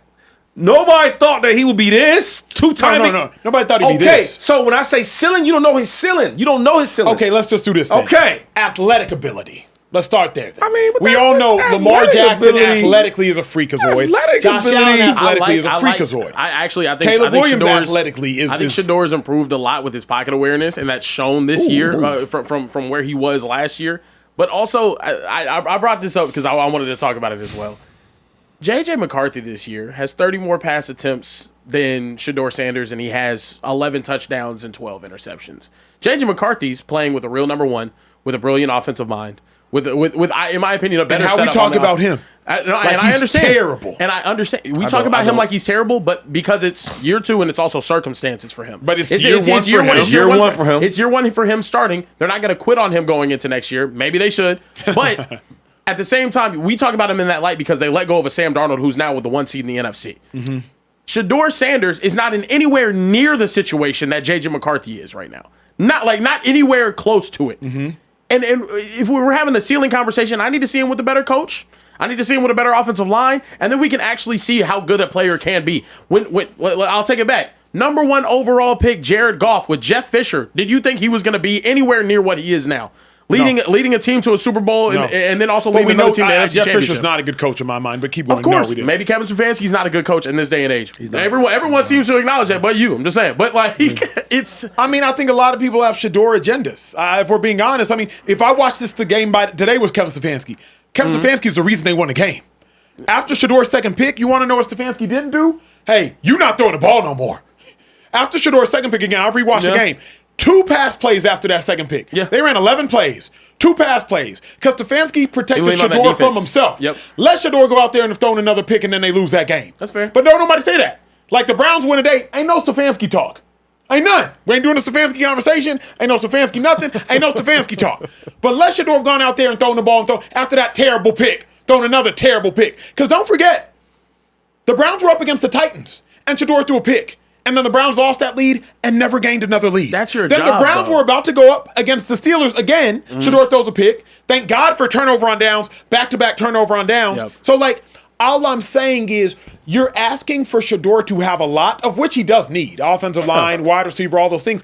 I just don't know if he'll have the opportunity to get them. Because to your J.J. McCarthy point, if the Vikings had Sam Darnold, they'd be in a better situation. Absolutely. So if you're the Browns, you got to be saying to yourself, do we ride it out with Shedeur next year, or do we look for our Sam Darnold?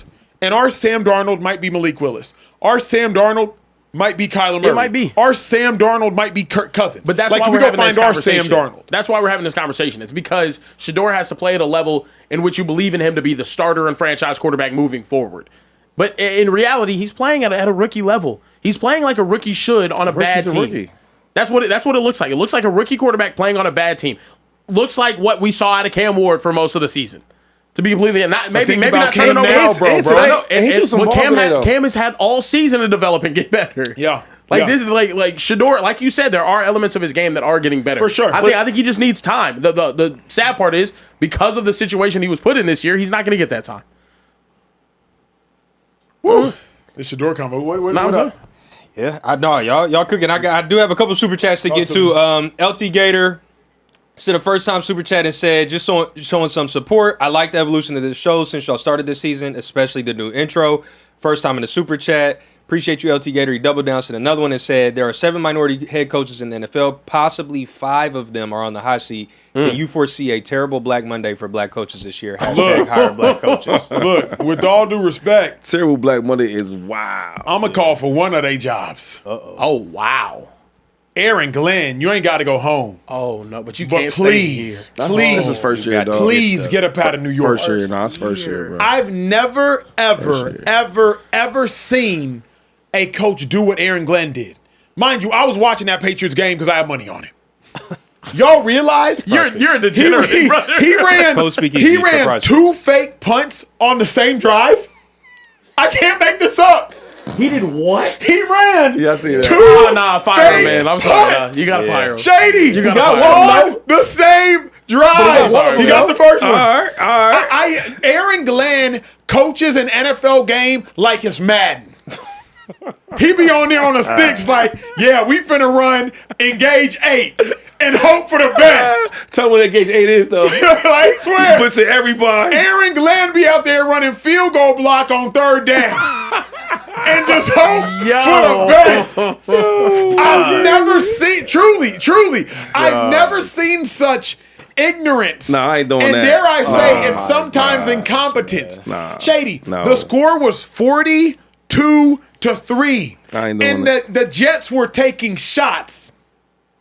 I promise you. Dog. It was 42-3. I needed Christian Gonzalez to have less than 4.5 tackles. I was watching intently. It was 42-3, and the Jets were throwing bombs. I can't make this up, beautiful people watching this show. Bombs. Aaron Glenn does not need to be a head coach at this junction in time. I can't say Not that. today. I can't say that. Maybe next 2 year. fake punts in the In the same same drive. drive Yo, is it's crazy. the craziest thing I've ever I seen. wanted to be That's with you, bro. 2 fake punts in the same drive Shay, pull it up. is Pull up the tweets, Bro, y'all know I'm not lying. hold on, look. Please, I need y'all to know I'm not lying. Guys, that offense is so bad they couldn't even get to the 50. Yo, they ran 2 fake punts Oh man. in the same All drive. right, but hold up. What else you going And here's the thing: they were down 35-3. Guys. What else you supposed And to do, look, though? the third quarter just started. He's fighting. All right. Your starting I love quarterback Shady. is He's just drowning, brother. I love Justin Shady. Fields, your starting quarterback. So Not anymore. I know, but I'm saying, like, the start of the season off, that was the starting quarterback. Whose fault was that? So how bad is that going to be already? Because he's bad. Whose fault? Let's keep going. Whose fault? Then the Pause. Jets. I don't know. Whose fault? Shady. I'm not- Aaron Glenn flew Aaron Rodgers across the country Yeah. just to break up with him before Rodgers could even commit. That's what he told you. You don't know. That's what they told you. Okay, let's keep going. Bad quarterback from Justin Fields his whole career. Tyrod Taylor. Tyrod Taylor, an older cat, right? I play with Tyrod. Yep. You know what I'm saying? He's supposed to be the backup. Then you Yep. got to be starting now? Yep. That's another issue, right? I'm just trying to be a little backup. 1 or 2 games. Sure. You got to play the whole thing. Sure. Okay, then you trade a lot of your defensive pieces. I don't know, some of your first round franchise players, they out the door. What else you supposed to do, man? Shady. Quinn Williams They're- got they're in tank and then mode. Sauce Gardner going, what you want us to do? What you don't do It's is his this. first year, yo. What you I'm don't not do doing is that. this. You You know don't why? let- Because Aaron Glenn don't have his players in there yet that he has, that he wants. When a head coach comes in there and he can't draft his players, we do not count that Shady, yet. he did. He don't have his players. He did.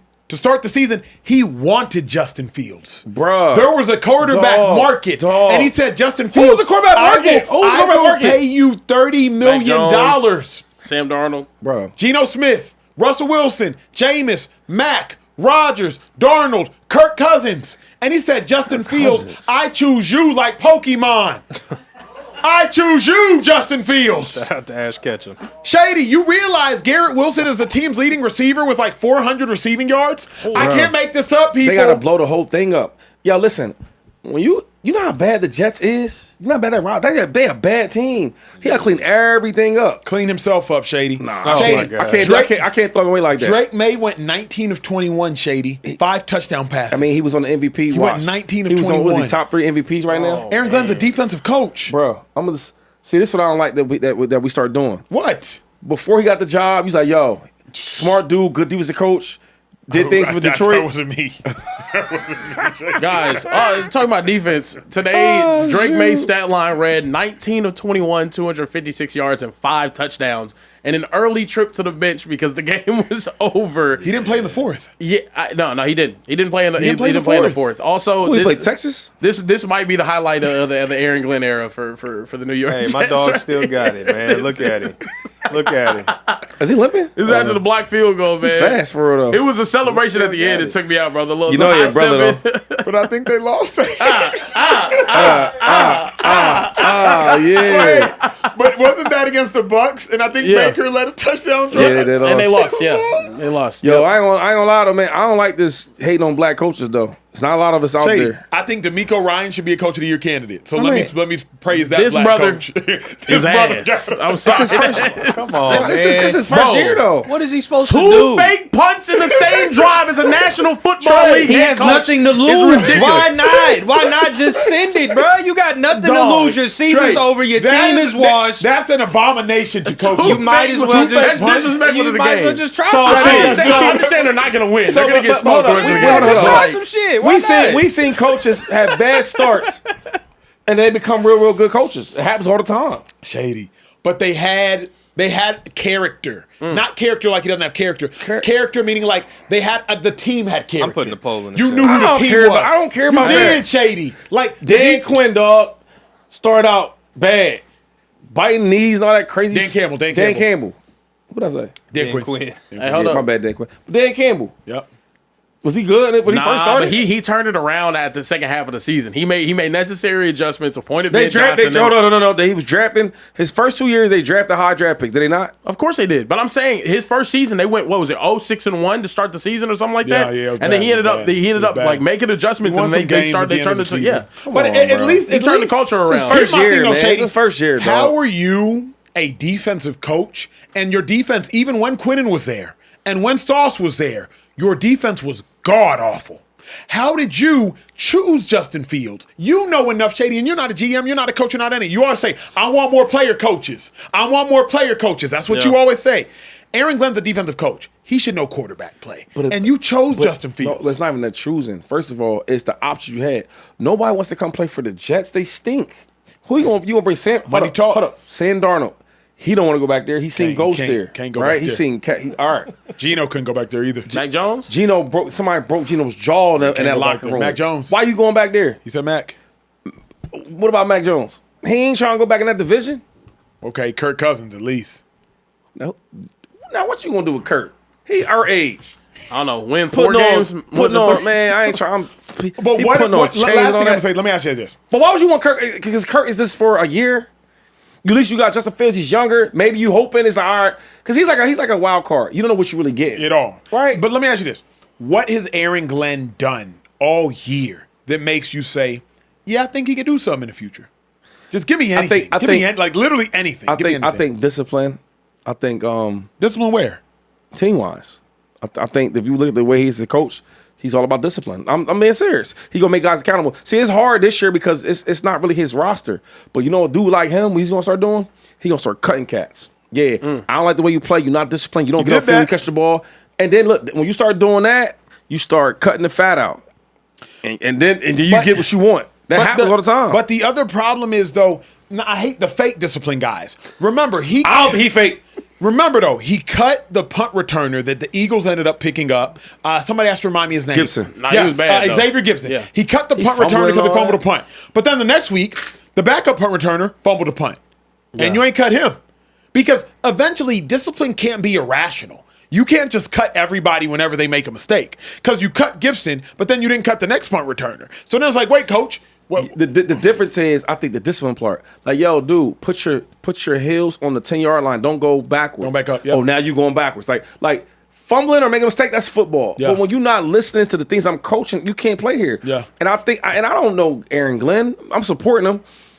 But when I watch it and the way he talks and what he talks about from his interviews and the players say about him is that he's all about discipline and doing things the right way. So, yeah, he don't have his players right now, but give him an offseason. He's a rookie. okay, So what about I- Raheem Morris too though? Because Raheem Morris, Raheem Morris got one also more- on the hot seat. Yeah. It's the second year winner. No, it's first year. Second year, and they don't look good, man. But you know, I think his third season with his quarterback. No, I'm being serious. Dog, when you have a struggling franchise and then you go out there and get you a rookie quarterback, you got to grow with the rookie quarterback. Here's my problem. Andy Reid was so great. Yep. He came in there with Donovan McNabb. Yep. And that was okay, let's get this franchise. Because they was weak when Andy got there. Let's get this thing rolling. Every new coach likes to put himself with that quarterback. You know what I'm saying? Think about it right now. Caleb Williams, even though he didn't, Ben Johnson didn't draft him, but look what he looked like now. We watched what he like as a rookie. Then you get Ben Johnson. Look at the whole offense look like. They look different. They look different, dog. The problem is, bro. The problem with the problem that I think Josh Allen, Sean McDermott. The problem that I think hold on, real quick. The Bills was trash. I was there. Yep. No good players. It was bad, dog. But his defense. We go out there and they get Sean McDermott. He changed the whole franchise. Correct. And you know what he did it with? His rookie quarterback Josh Allen from Wyoming. And now they did this. At least you just have to be good at something. You have to be. Even when the Texans started off 0-3, their defense was still lights out. Because DeMeco Ryans is lights out as a defensive coordinator. If the Jets were losing games 21-3, it's whatever, bruh. Aaron Glenn, you're a defensive mind. Get you an offensive coach in there. Jets defense sucks. Raheem Morris, your defensive mind. The Falcons defense, Swiss cheese. Todd Bowles, you're a defensive mind. But Bucks defense, they need terrible. They need a quarterback. Yeah. Everybody you just named and talked about, they got their quarterback. You need him, dog. Even if it's young to grow with. Everybody you talking about, Sean Payton, he got he grown with bonus. Let's just keep going. So Mike Rabel, he's growing his you gotta attach yourself to a quarterback, and then y'all can when y'all bad, y'all grow together. It works hand in hand. I hear that. Let me ask. Well, for one, the chat's holding us accountable, which we always appreciate. They said Dan Campbell was 3-13 his first season with the Lions. Okay, thank you, Chad. No, I be tripping, and Tripping Bear always think he knows something, and I chose to think he know everything, and then Trey. You be think you be knowing everything too. What? I just be chilling. I be ducked off. You chilling too much right now. I just and I ain't playing that. Oh, okay. Fly my fault. Flock. And then, so let me ask y'all this: who deserves to be fired more, Kevin Stefanski? Oh, this is an easy one. Hold on, time out. Duh! Hold on, time out. Back on the Lions thing. Aaron Glenn, and it's not close. Whoa, hold on. Because I gotta check you on that too. Aaron Glenn beat 3 coaches this year. Raheem Mostert on the hot seat. Bengals had crazy injuries. And who else? Who else did Aaron Glenn get that third win on? Kevin Stefanski and those Browns lost to the Jets and Aaron Glenn. I don't want to hear that, man. Both of them need to be fired. 72% of our Speakeasy family said Kevin Stefanski versus fired more than come on now. That's easy. You're in the minority here, Acho. Also, I'll add on this about the Lions thing since y'all coming at us. The Lions started off the season 0-9-1. And then they finished the season 3-3. Yeah, and they got wins over it was Arizona, Green Bay at the very end of the season, and Minnesota. Bro. They were here. They were competing in close games, and then they ended up making changes and winning. We bad, dude. Come on, man. For the sake of time, what other super chat? We do got a couple super chats. Javante Crawford, it's been a while. Welcome back, brother. Welcome Sent a back. $50 super chat and said, shout out to my guys. Keep doing y'all thing. You know it. Unfortunately, I'm a Steelers fan. I want to know which coach in the AFC North has the hottest seat because there's no way all these teams are this bad. Wow. We kind of got to that. Clearly, you heard, you know what I mean? Should be the one with the worst record, right? Well, it should be the one underachieving the most. Oh, so like 7 wins in 2 years? Nah, not with the quarterbacks you got. Oh my! I'm just saying. Oh, Shady, now the quarterbacks matter. You heard that? This guy. Now the quarterback matter.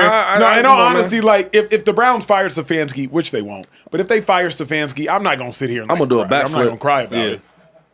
That's fair. Our resident New England Patriots fan, Jonathan Watson, 1908, said AFC champs. The hate about the Patriots stems from the fact that no one wants New England relevant. If this was Kansas City or Baltimore, nothing would be said, plain and simple. Show respect. He's basically referring to like how everybody talks about how easy their schedule is, and nobody wants to give them credit for actually. Their schedule is easy. I'll say this: I respect the Patriots because they've won the games on their schedule. Yeah. But when the Patriots get into the playoffs, that first quarter gonna hit them in the face. Yeah. Because they finna play a team that they probably ain't seen, especially if they get the bye. They get the bye and they mess around and have to see the Houston Texans. And they ain't seen a Daniil Hunter and a Will Anderson at the same time. And they ain't seen a Derek Stingley and a Kamari Lassiter. And they ain't been hit by a Azeez Al-Shaair. and they ain't seen safeties like Bullock and Petrie. The same offensive line that gave up 5 sacks to Myles Garrett. I mean, hey, real quick, can you put some more respect on Stephon Diggs' name? Because you be talking like he washed and he's not. He's cool. That's crazy though. He's top 25 in yards. I mean, but he's not top 25. First of all, he's not playing in the beginning of the year. He wasn't playing that much because he was hurt, come off the injury. And he was playing, bro. But no, he wasn't playing a lot. He just wasn't getting active. Now, that's Shady's a top 25 receiver. I'm done, right, bro. Do you watch him play though? Do you watch him though? Yeah, he gets busy when they throw in the ball. He gets busy. Matt Collins gets busy too over there. Oh, I'm good. You been disrespectful. I ain't gonna let you. What you want me to say? He's top 10? Yo, Trey. Yo, what up? Go ahead, do your thing. Last one I got, Lucido66 said, at least Robert Saleh made the defense the top 10 while he was the head coach and had them correct in some contention to win some games. Something. At least the defense was good. Yeah. And where we at? Speaking of black head coaches on the hot seat, we got to talk about Todd Bowles down there in Tampa Bay. This graphic pretty much says it all. Since week 9, whenever the Bucs had that hot start, they are 28th in points per game. They are 29th in total yards per game and last in pass yards per game. They said this is what Baker Mayfield has been since we praised him a lot on this show. Now y'all be real about this now. As well, fellas. The Buccaneers are looking nasty right now. What's a bigger issue for them right now? The play from Baker Mayfield or the coaching from Todd Bowles? Ooh, and I want Acho to talk about this, and I want Cat Bear to talk about this. Because y'all jump straight on that. All right, go ahead now. Baker been tripping. Okay. Yeah. Okay. Baker been tripping. Baker's last 7 games, I believe, 8 touchdowns, 8 interceptions. Okay. Started off the season 16 tugs, 2 picks. Baker been tripping. And Baker's throwing picks with the game on the line. Like, he not throwing like Brock Purdy first quarter, first drive, first play picks. He's throwing down by 3, gotta have it picks. And like bad picks. Baker's making me question how far the Bucs can go with Baker. And you have to ask that question. Yeah. Like it's a fair question to ask. At the point where in the division, Tyler Shuck actually looks promising. At the point where in the division, the Carolina Panthers have finally caught up to you. It's like, Baker, you were supposed to take the next step this year, and you didn't. Now, Mike Evans, hurt. Chris Godwin, hurt. Bucky Irving was hurt. Like, I will acknowledge all of those things. But come on, Baker. Like, you have to be worried about how far the Bucs can go with Baker. You have to, man. Baker's definitely a huge part of the problem. Baker has thrown huge interceptions in late in games multiple times that resulted in losses. And it's the complete opposite of what we were giving Baker Mayfield credit for at the beginning of the season, because he was finding ways to win. He'd throw that pick, but then he'd come back and lead a game-winning drive. And he did it week after week after week. And he was in the MVP conversation. And obviously now, that looks stupid. Looks like it shouldn't have happened whatsoever. I understand where you're coming from. But also, on the defensive side of the ball, I need to talk about what Todd Bowles, their head coach's specialty, is supposed to be. Todd Bowles, you're not the head coach of the Tampa Bay Buccaneers to have the 24th ranked scoring defense in the National Football League. You're just not. We should not be saying that you're in the same category as the Las Vegas Raiders in terms of scoring defenses. It's just he has not been good enough on the defensive side of the ball as a head coach. I don't know if he is a head coach as it stands right now. Moving forward, it's going to be tough. It's going to be tough. I believe in Todd Bowles. I hope he gets another year, but at the same time, I don't know if it happens. Can I say one thing though? This is what I love about y'all guys, man. So last year, the last couple of years when they won the division, it's all Baker Mayfield. All Baker Mayfield. And Todd Bowles don't get none of that credit. I ain't hearing y'all say anything about Todd Bowles winning the division. It's all your man, right? Now we get to how your man look right now, Baker Mayfield, and now it's Todd Bowles. You heard what I said. And that's why I want to give you a hug, because I ain't even going to say that. But the truth is, I always say this, man. Y'all think I'm tripping. I'm going to say it again. When you're a really, really, really, really good player, you have some bad moments, maybe a bad year, because it happens. Eventually, the good player will come back to being a good player. Fair. And a bad player that has some really, really good moments of playing good. Maybe even a good year. Maybe even a good year. Yeah. Or 2. But eventually, the bad player always shows up. He's a bad player. It's okay, yo. It's hard. The pendulum always swings back. I keep saying this. We got to stop crowning these players so fast and let them earn it. Let them earn it. Then unfortunately, Shady, the same has to be said about the coach. Because Todd Bowles was as bad a young head coach as Baker Mayfield was bad a young quarterback. Todd Bowles was awful with the Jets. Yeah, terrible. Awful. And Todd Bowles and Baker have both been solid with the Bucs. But here's my problem. Okay. You can't let Quinn Ewers have a career day in a short career. You can't let Kirk Cousins have a career day on you. You can't let Bryce Young go out there and beat you and throw 2 tugs, no picks.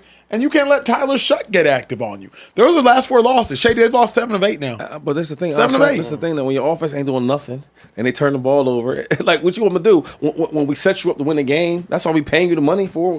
What you want? Get a turnover, force a pick. Dang, that's what we gotta do. Do something. Like Quinn Ewers in his Todd second Bowles, start. hey, look, dog, you doing a hell of a job from what you got. You know what I'm saying? Because he has defensive players and he has pieces at every level. You got Vita Vea up there. You got Levante David at backer. You got Antoine Winfield at safety. You got dudes at every level. Veterans, too. 3 players. Like veterans. Listen, I ain't disrespecting them dudes. Todd Bowles, I know what you're under right now, and I know they don't give you no credit. But keep fighting. Keep fighting. Like the good Because they ain't going to blame Baker. Baker can't blame him. Yeah. You had Did you have Baker sound, or what was you going to show us? This is I State was Farm going over to here? show you guys what Baker had to say about, being put in a position now where they have 1 game left to compete against the Panthers for a playoff spot. I don't want either of these teams in the playoffs. Let's hear this guy. I'll let you guys listen. To have a chance at home to get into the playoffs and win the division, wouldn't have it any other way. And obviously the things leading up to it, yeah, we'd love to change them, but still have a chance playing for the division at home. And I'll get this group ready. He's so Can't tough. be more urgency, right? You're So literally tough, out of man. bullets now, man. Out of bullets, out of lives. And that's all right with me. See what I'm saying? Scrappy. Yeah, scrappy, so tough. Out of bullets. What do you say? Out of bullets, no more lives? What is Out that? of bullets, out of lives. Like, come That's on, all right dog. with me. Yeah, y'all eat that right up. Pause. Not me. I know who he is. I've been know who he was. Sam Darnold, he showed back who he is, right? Bro, Sam Darnold was the first quarterback to win back-to-back 13-game seasons. Sam Darnold. Oh, bro, see where we go. Here we It's go. true, to it's Sam true. Darnold. Sam Darnold, Tom Brady, Peyton Manning. Yo. It's a real stat. Forget the stats. What about the game we watched? Try to find it. Last week, they won. Who they played last week? He played so bad. I don't know how they won that game. Who they played? All them picks he was doing. I know what you're They talking finally about. won. Win the game, and you won't talk about it. Last year with the Vikings, y'all keep saying how much better they'll be with him. I don't know. Because he plays good for a couple weeks, then he gets back to who he is. Seeing ghosts. Oh, wow. I hear you, but Shady. Seeing spiders. Only QBs in NFL history with consecutive 13-win seasons are Wow. Tom Brady, Peyton Manning, Aaron Rodgers, Brett Favre, and Sam Darnold. It's a true stat. Y'all like stat guys for the wrong stats. Shady, this matters, though. It's the NFL. Bro. Back-to-back 13-win seasons. You say that, It's right? the NFL. But when we ask about Tom Brady, you're going to say he's nice. Peyton Manning's great. Duh. Aaron Rodgers, oh my God. Brett Favre, you know what it is. I need one of these dudes to When win we the get to Super Bowl. Sam Darnold, you know what you're going to say about him. He's weak. He's weak. The Seahawks can run the ball great. They got offense player of the year at the Incredible wide receiver. defense. Incredible defense. And the only thing that holds them back is who?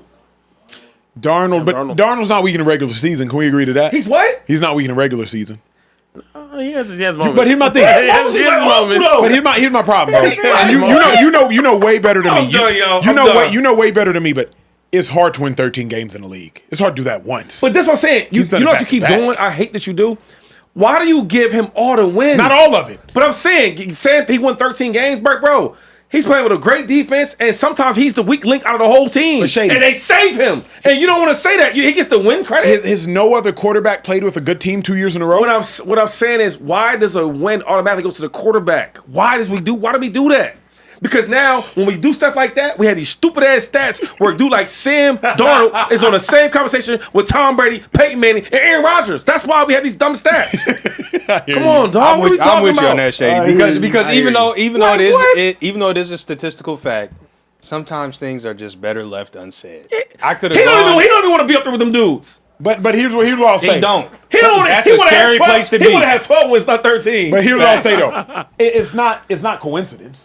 Oh my God. Like Sam Darnold is doing something to do that. Yeah, hand the ball Bro, off. you know how hard it is to win 13 games? And he did it in back-to-back. You know how hard it is to be a part of a team that wins 13 games? Let's say that. Okay. Just to be on a roster Yeah. that wins 13 games. But is he- And now to be the quarterback on that roster. Yep. And then to do it 2 years in a row? Bro. Yeah, is he driving the bus in Seattle? Is he driving? You think he got his license? Y'all talking silly, man. I'm good. Is he driving the bus, Acho? The fact that you having to think that long lets me know. But then the question is, who is?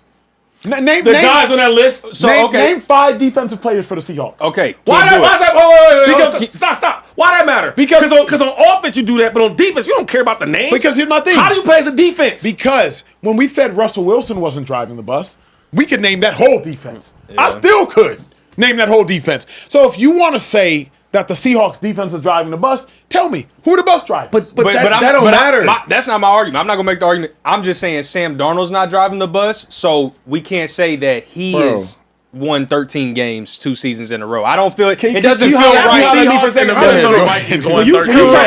I feel more comfortable with that. But hold up, it don't matter who's on defense who's driving the bus. You have a defense with no names and they fly fast around the ball. They get picks and they play good defense. You don't care about the name and all that. You think unless you turn the ball over and do something like that. If you're just playing solid defense, you don't care about the names. Yo, they play great defense. They play collective. They play together. But the thing is, a defense that is that good has dudes. You talk about the Niners defense. I'll talk about the Texans defense, Niners defensive whole. We talk about the Ravens defense when they were lights out. Like I'm just not. Are they a good defense? The Ravens defense when they were lights out 2 years ago. The Seahawks, are they a good defense? Yeah, of course. All right, so I don't care about who's driving it. When you look at their defense, they play. If I don't know no names, I'm like, damn, they fly to the ball. They play physical. They play good, right? Yeah, of course. But when I watch Sam Darnold, there's so many games where he's playing awful. Last week, can we go last week's game? He played out of that game. Who they play? He looked terrible, and they found a way to win the game. And you know what happens? He gets the credit for the win. But what about when the Seahawks played the Bucks and the defense played terrible then? How long ago was that? And the Seahawks lost 38-35 to the Bucks, and the defense sold. Let's just be fair. Is all I'm saying, Shedeur. Let's just be fair. Let me phrase that. When I look at the Seahawks, fair, true or false, however you want to cut it, is he not the weakest link on the team? You got defense, you got offense, you got special teams. I don't even watch special teams. You do better than that. But I'm saying he's the weakest link out of the offense. You got special wide receivers out there. You got a really good running game. Shady, Darnold's better in the running game. I'm good on it. And you can be good on it. Darnold's better in the running game. No, he's not. No, he's not. Darnold better no, than he's not. Kenneth Walker in there? Kenneth Walker's like that. Yeah, Michigan State. He's not good right now. I watch him. He's not good right now. Shady, Darnold is better than the running game. All right. Look at it. Some stats. Shady, watch the tape. If you don't want to talk about stats, I watch tape, and that's what I do. Kenneth Walker's not that great. Look at the season before. Look at any season. Pull up Kenneth Walker. He gets busy. Yeah, he gets busy. 800 yards in an 18-game season is busy now. He's been splitting carries. If you watch, yeah, hold on. We got Seahawks fans in the back, right? Yeah. Is Kenneth Walker, is he good or is he bad? I didn't say he was bad. Let him talk. He's good. Sam Darnold, is he good or is he bad? Bad. Okay. That's a Panthers fan said that. Hold on. This is busy, Shady. 1,050 yards, 905 yards, 573 yards, 930 yards. This is busy. He's sprinting carries, and he plays well. He's a playmaker for them. There's a lot of games where he's going for 40-yard touchdowns. There's a lot of them. Shady, there aren't a lot of them. There aren't a lot of them. Seahawk fans in the back. There aren't a lot of them. What's better, Sam Darnold or the running game? Because it's 2 running backs that get busy together. That's just inaccurate. How's it's inaccurate? Factually inaccurate. The running game is cool. All right. It is cool. It is statistically and factually inaccurate. Well, we'll do this. This is what we will do. Because they run the ball a lot. It's just not right. They run the ball a lot for, I guess, no reason. But we'll do this. Whatever game you want to watch, let's watch the last 3 games. And I want you to tell, and you see the energy you got right here? All that? When we get back, when we back? Saturday? Yeah. Saturday. I want you to We're here tomorrow, though. Oh. What's tomorrow? Monday. Oh, okay. Even better. We'll come back Monday, right? And I want you to tell the fans what you're saying right now. Because the truth is, when we watch them play, he be okay. Shady, the running game. He be throwing what about him throwing 5-yard little screens to the running game score? The running game is not a threat. The running game is not even a threat. It's crazy. The running game is truly not a threat. Oh, my God. The Seahawks have the number 2 offense in the league, and we talking about Sam Darnold like he's a bum. Like he's a bum. Talking about like he's a bum. It's crazy. Kenneth Walker. They have the number 6 pass offense in yards, and they have the number 21 rush offense. Why y'all be talking to me like I literally JD, I don't even have fun. I be watching these tapes. I be watching these games. I be watching these dudes in college, in the league, and all of it. Well, I don't watch no college. They have 21 in yards. But I watch the pros, though. Kenneth Walker's cool. But when you watch the pros play, but the superstar of the offense is the wide receiver. But when you watch them play, you tell me Sam Darnold make you feel like this? No, I'm saying the running game is cool. It's cool. It's cool. But I'm saying if they had the pick, they're going to go through the running game before they go through Sam Darnold. They can't go through the running game. They're going to go through JSN. They're going to JSN. They're going to JSN. I mean, but he's a special player. Yeah, of course. So he can throw a freaking easy route to do that's getting open, that's making people miss. Here's what I'm trying to The same way figure out. Jett is a special player. My thing is, what about when they throw the little quick stuff and the running backs get busy? I watch the games, I see it. And I watch Sam Darnold be throwing picks, he be getting stupid ass sacks. This is true. He's weak, bro. He's weak. If he's weak, He's always been weak. If he's weak, He's always been weak. If he's weak, the running backs are weaker. That's all I'm gonna say. How? JD, how do you have the 8th most rush attempts but the 21 most yards? You have 8th in attempts but the 21st most yards. You're not doing nothing with the attempts. You trying to tell? Listen, this is what you're not gonna do though. You're not gonna tell for the running backs for the Seahawks are not that good. You can't tell me that. They are nice. Sam Darnold's They just make better. plays. That's all I'm saying. Sam better than who? Shady, Kenneth Darnold? Walker's not that good. He has 1,000 yard season in 4 years. You talking about? You going back to the stats, bro? Okay, you rush for 15,000 yards. Stats matter to you. But if you don't know my stats, you see me play, you gonna say he's nice. Yeah, and I watch Kenneth Walker play, and he's cool. I don't never see Sam Darnold like, oh my God, he's like, you know what I said? When y'all was jumping on his bandwagon, I said, yo, eventually he's gonna show up because that's who he is. And we got to last year, he looked awful, he looked scary, he looked weak. We see him this year, he looks awful, he looks scary, he looks weak. He has a couple good games, and you ride for him. The truth is he's not that good. And neither is the running game. I can't say that. Shady, an 800-yard rusher is not I good. know one thing. When you give a sorry quarterback a top 5 top wide receiver, he gonna get some type of stats. Now you get some running backs, some top 5 linemen. You see what they gonna do? Yeah. Shady, if you don't remember that, look at my Eagles last year. Is it safe to say that Sam Darnold's highs are higher than the running backs? Yes. Easily. And Sam Darnold's lows are much lower than the running backs. No, the running backs are guys.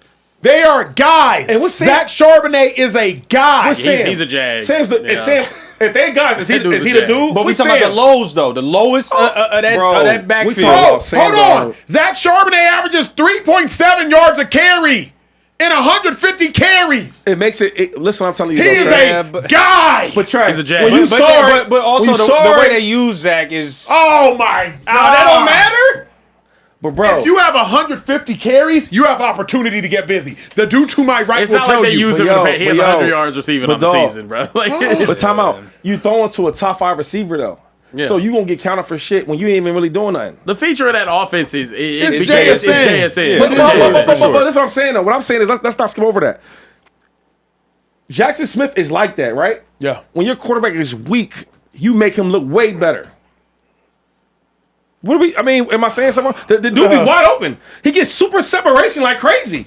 He catches everything. Yo, we arguing Sam Darnold was good. I can't waste my time. All I'm saying is he's better than the running back. It's like That's I all learned I'm saying. All the bad players y'all love.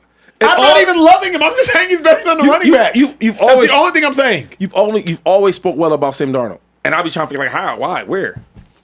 You've always spoke well about Baker Mayfield. I'm trying to figure out why, where. Sam Darnold's a top 15 quarterback? No. He's not top 15. Y'all can find 15 quarterbacks. Right. I wouldn't let Y'all can find 15 quarterbacks. I wouldn't let my sister or my daughter date him. He's too weak. In the McCoy household, we only date elites. He ain't elite. He is not a top 15. Let's go through it. Trey, you let your daughter I'll name 15. Who the heck? What are we doing here? I'll start naming. I'm done, dog. I'm done. We'll go Mahomes. We'll go Allen. We'll go Burrow. We'll go Stafford. We'll go May. We'll go I'll Jared Goff. We'll do Hurts. We'll do Dak Prescott. We'll do Lamar Jackson. Justin Herbert. That's 10. Herbert. Jordan Love. Trevor Lawrence. Caleb Williams. CJ Stroud. We're stretching. CJ Stroud. Now we're stretching. He's CJ Stroud. Now we're stretching. Aaron Rodgers. Now we're stretching. Jaden Daniels. Now we are stretching. Jaden Daniels. Now we are Jaden Daniels. We are I think you put Jaden up there this year. I'm saying he's hurt, but for the Jaden that you do know. The Jaden you do know, I'm taking him. We haven't seen enough of Jaden. Sam Darnold is having statistically a better year than a lot of these guys. And he did last year too. I don't think he's top 15 though. I don't think he's when they're all at their best. He's not top 15. No. Yo, I would take. I ain't going, man. Move on. Next, I'm done talking about this guy though. I asked what's better, the Seahawks quarterback or the Seahawks run game. 62% said the run game. I'm gonna drop another poll right now. I'm gonna drop another poll and see if he's top 15. Let me know what y'all think. You said the Seahawks pass game or the run game? Yeah. You heard what they said? They are objectively wrong. But he don't count though. They're objectively wrong. If JSN misses a game, then they have to go through the run game. I watched them lose. I'm sorry. They threw him a 6-yard. I'm sorry. A 3-yard screen. He made like 2 dudes miss. I'm like, so now Sam Darnold gets a 3-yard pass that turns into a 56-yard, and he gets that. Right. He's trash. Darnold playing at a top 15 level this season. Yeah. I'll say that much. I don't think he's a top 15 quarterback. And he did last year. So he's played 35 consecutive at a top 15 level, but he's not top 15. If you won the first rounder, he wouldn't be out here. 2 straight years you've been top 15, but you're not top 15. Because the thing is, because we've seen better from other guys. Who said that though? I didn't say that. This year he's top 15. I'm saying you said last year. Last year was a top 15 quarterback too, Shady. Tell me a time a quarterback can have 40-something hundred yards. Yep. Your team be y'all won your division. Yep. And y'all one of the top in the league. Lost the division, I think, to Detroit, but whatever it is. Yeah. And they didn't want to pay you though.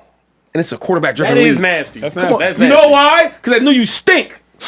Smell awful. Play bad.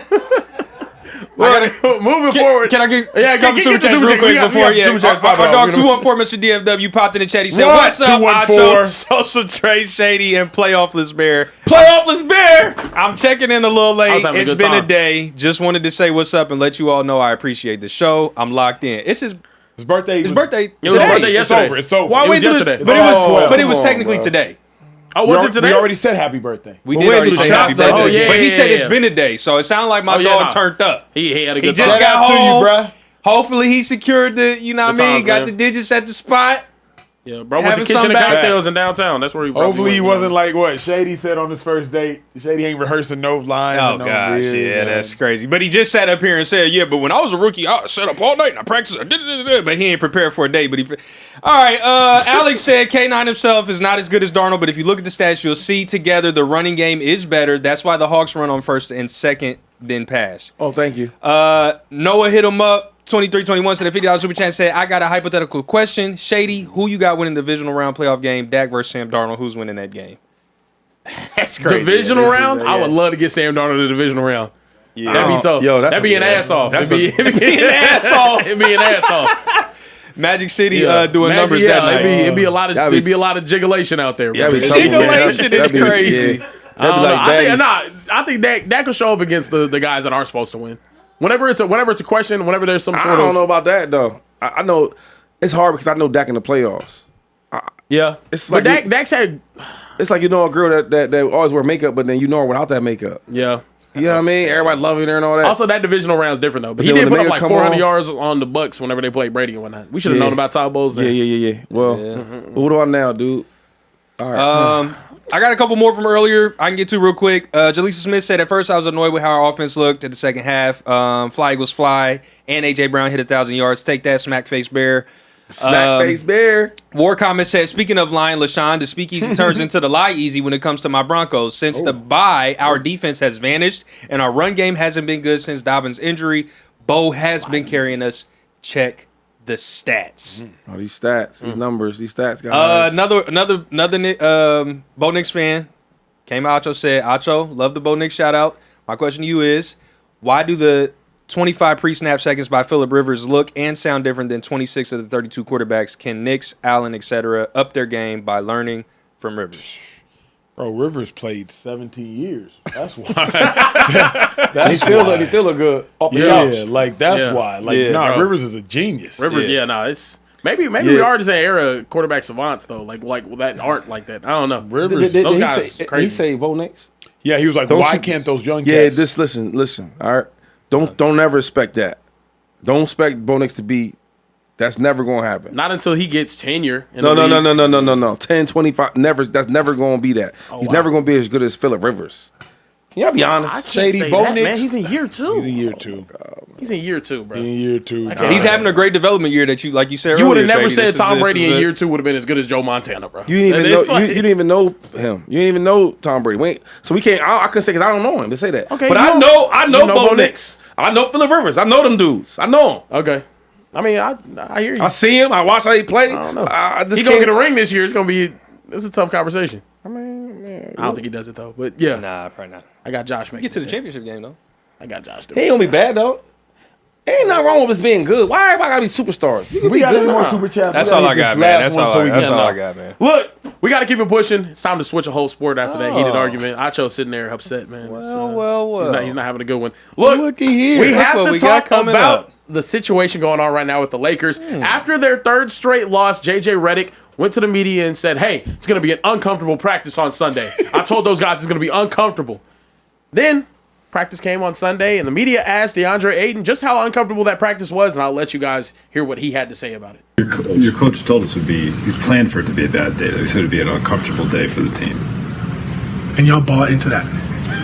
Please listen to me. Told him. Believed him. I'm not going to tell y'all. I'm not saying anything. Your coach.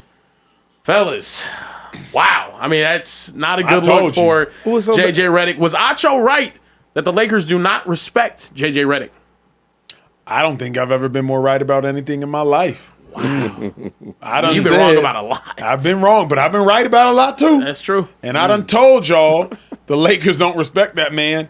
And DeAndre Ayton went on camera to the podium and said, and y'all believe that?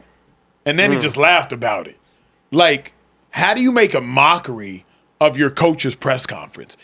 There's nothing more disrespectful than literally making a mockery of another man's words on camera back to the media.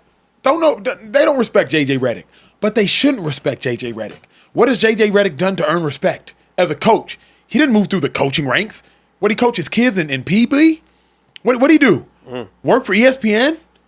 Do a podcast, Mind the Game with LeBron? What has JJ Redick done to earn your respect as a head coach? He ain't done nothing. When Jeff Saturday took over for the Colts as a coach, straight off the couch, what did he do to earn your respect? No. Respect is earned, not given. It's earned. JJ Redick ain't earned nobody's respect, and he shouldn't have. Of course I was right. Wow. Shady, now you were defending JJ yesterday. You were saying, you like that message and whatnot, and that coaches do need to hold players accountable like this. What's your reaction to Ayton kind of making a mockery of him there? DeAndre Ayton, I don't really know him well. I'm kind of familiar with his game, but as a person, I don't know him, so I can't say if he's joking with the media or whatnot. I can't get a sense for his delivery here, but I think the players do respect JJ Redick, and I also think that when you talk to a coach, especially a player's coach that played the game, and he's always showed heart, he's always showed determination, he's always told perfection because he's a great shooter, a smaller shooting guard, right? Played in the league for a while. I think JJ Redick, the knowledge he has, I think you respect it. I watch him, on TV timeouts, him yelling at the players, getting on them. Where in basketball, you don't see that. I think the only person I can remember doing that was Pop, right? Pop getting on Tim Duncan and Tony Parker. So I think the players do respect him. I'm not going to go against y'all whatever y'all say because I don't mean this interview. I don't even know, look at him now. Yeah. Just put the camera on him now, for real. Yeah. Ron, pull him back up, bro. He like 40, he like 30. Was he 30 or something? What he got going on? He's like 25, 26. He older than 26. He young. He came in the league young. Yeah, he might be 26, 27. Yeah. Yeah, he came in the I league can't like even take 19. this interview. Look at this dude. I can't take this serious. Yeah, no. So I don't know what he's saying now. If LeBron or Luka or even Austin Reeves says something a certain way, I'm gonna listen to that and I'm gonna really give you my real dialogue. But look at this dude. I can't take him But serious. the problem man. is, Shady, at least we've seen multiple players publicly disrespect or at least disregard JJ Redick. We've seen LeBron James disregard him. We don't have to call it disrespecting, but if somebody's yelling at you and you're not paying them any mind during a timeout, you're disregarding. But you talking about LeBron, bro, the biggest player of all time. LeBron does to all his coaches. Fair. I watched LeBron get dudes fired. Ty Lue. A lot of people respect Ty Lue. I seen LeBron kind of do what he wants with Ty Lue. But now we're going to DeAndre Ayton. So now DeAndre Ayton, I don't really, but at minimum he's disregarding. But I'm saying it's hard to take him. I don't know him to take him serious. I don't really know. But you don't need him. Lakers gonna need him to win. What the Lakers lacked last year was a big. Jackson Hayes got played off the floor. But I'm saying there's certain players that you play with that they might say to the media you don't even take them serious. He's gonna do his role and that's it. There's other people if they say something, oh, you know what, he being disrespectful or he ain't being serious. I can't even take him. You know what I'm saying? Does that make sense? Well, for one, I don't like that take because he said what he said. And so trying to look into the psychology of was he playing, is he being serious, is he a joker, he said what he said. At the end of the day, the person that shouldn't be taken seriously is J.J. Redick. And DeAndre Ayton just showed us why. Because his starting center, who is going to be integral into them running into the playoffs and making and being successful when they get there, doesn't take his coach seriously and proverbially smack them in the face with his words. Like, so I just think J.J. Redick shouldn't be taken seriously as a coach, and DeAndre Ayton showed us why. The tough guy act, like, you can stop it now. There's really no coming back from this, in my opinion. I don't think he's soft. See, this is the thing, though. What do you mean there's no coming back from this? I don't think J.J. Redick is soft, though. If you ever ask people about him, though, when they have open gyms at Duke when all the players come back, like, he ain't no chump. And he's a 6'4" white dude that's playing in the NBA playing shooting guard. Yeah, but you're talking about him as a player, though. But the way he is as a player, you see him as a coach. He don't. Does he like a guy that backs down? I don't even rock with him like that. Like, I ain't a big J.J. Redick fan. But when I'm watching, he don't look like a pushover. And another thing we need to talk about, there's some coaches that you respect because how smart they are, right? And they can teach you the game and show the game. He comes off like that. Does he not? Luka's as great as he's been, fat and all that, but he's been a winner. He's been going to the championship, Western Conference Final. Yo, he called him out at the end of the year last year. You know who got that message? Luka got that message. Look at him. Yeah. He looks skinny out there. We need to be in better shape. We need to be in more energy, help defense. That's Luka this year. So, yeah, maybe DeAndre Ayton, I don't know if he even counts, but I know the franchise player that matters the most, he got the message. Because you know what? He's on a 1-year deal. He could be going next year. He probably will be going next year. He could be going next year. So he don't really count for real. You can't say that, Shady. But the franchise player who matters most matters. But here's why we can't say DeAndre Ayton don't count. Because you know this. We did a show together last year. I know y'all be watching hoops. The Lakers' biggest weakness last year was a center. Big man. DeAndre Ayton was a priority. It wasn't just like, oh, yeah, we'll take a little DeAndre Ayton. It was like, no, we need DeAndre Ayton. We need a rim runner. We need somebody who Luka can help enhance and can help advance. And we need a big. Yep. So, Shady, to say DeAndre Ayton doesn't count or act as though DeAndre Ayton isn't an integral piece to what the Lakers hope as a championship team is. It's like buying him. It's just correct, but like even more important. Because like the Lakers do not have a big. Like that was it. But like you have scores. You can get your big though. I mean, I don't know. It's not that easy. I mean, you're a big numbers guy, right? I see you guys love these numbers. Look at his numbers up. What he be doing? No, he's very mid. He's cool. That's why that's why he's on a 1 year. But that's why you can't afford for him to not respect you. Yeah, he could be. If the DeAndre Aytons of your team don't respect you, why would anybody else respect you? You gonna get rid of them guys. See, that's what I'm trying to tell y'all. When the main player don't respect you, you're lost. There's nothing you can do about that. LeBron. You can't convince me that LeBron don't respect J.J. Redick. I mean, he had a moment or whatever. It's the reason why he got the job is because LeBron. You know what I'm saying? So I can't say he don't respect LeBron. LeBron can do a podcast with anybody in the world. He picked to do it with you, J.J. Redick. You gonna tell me he don't respect him?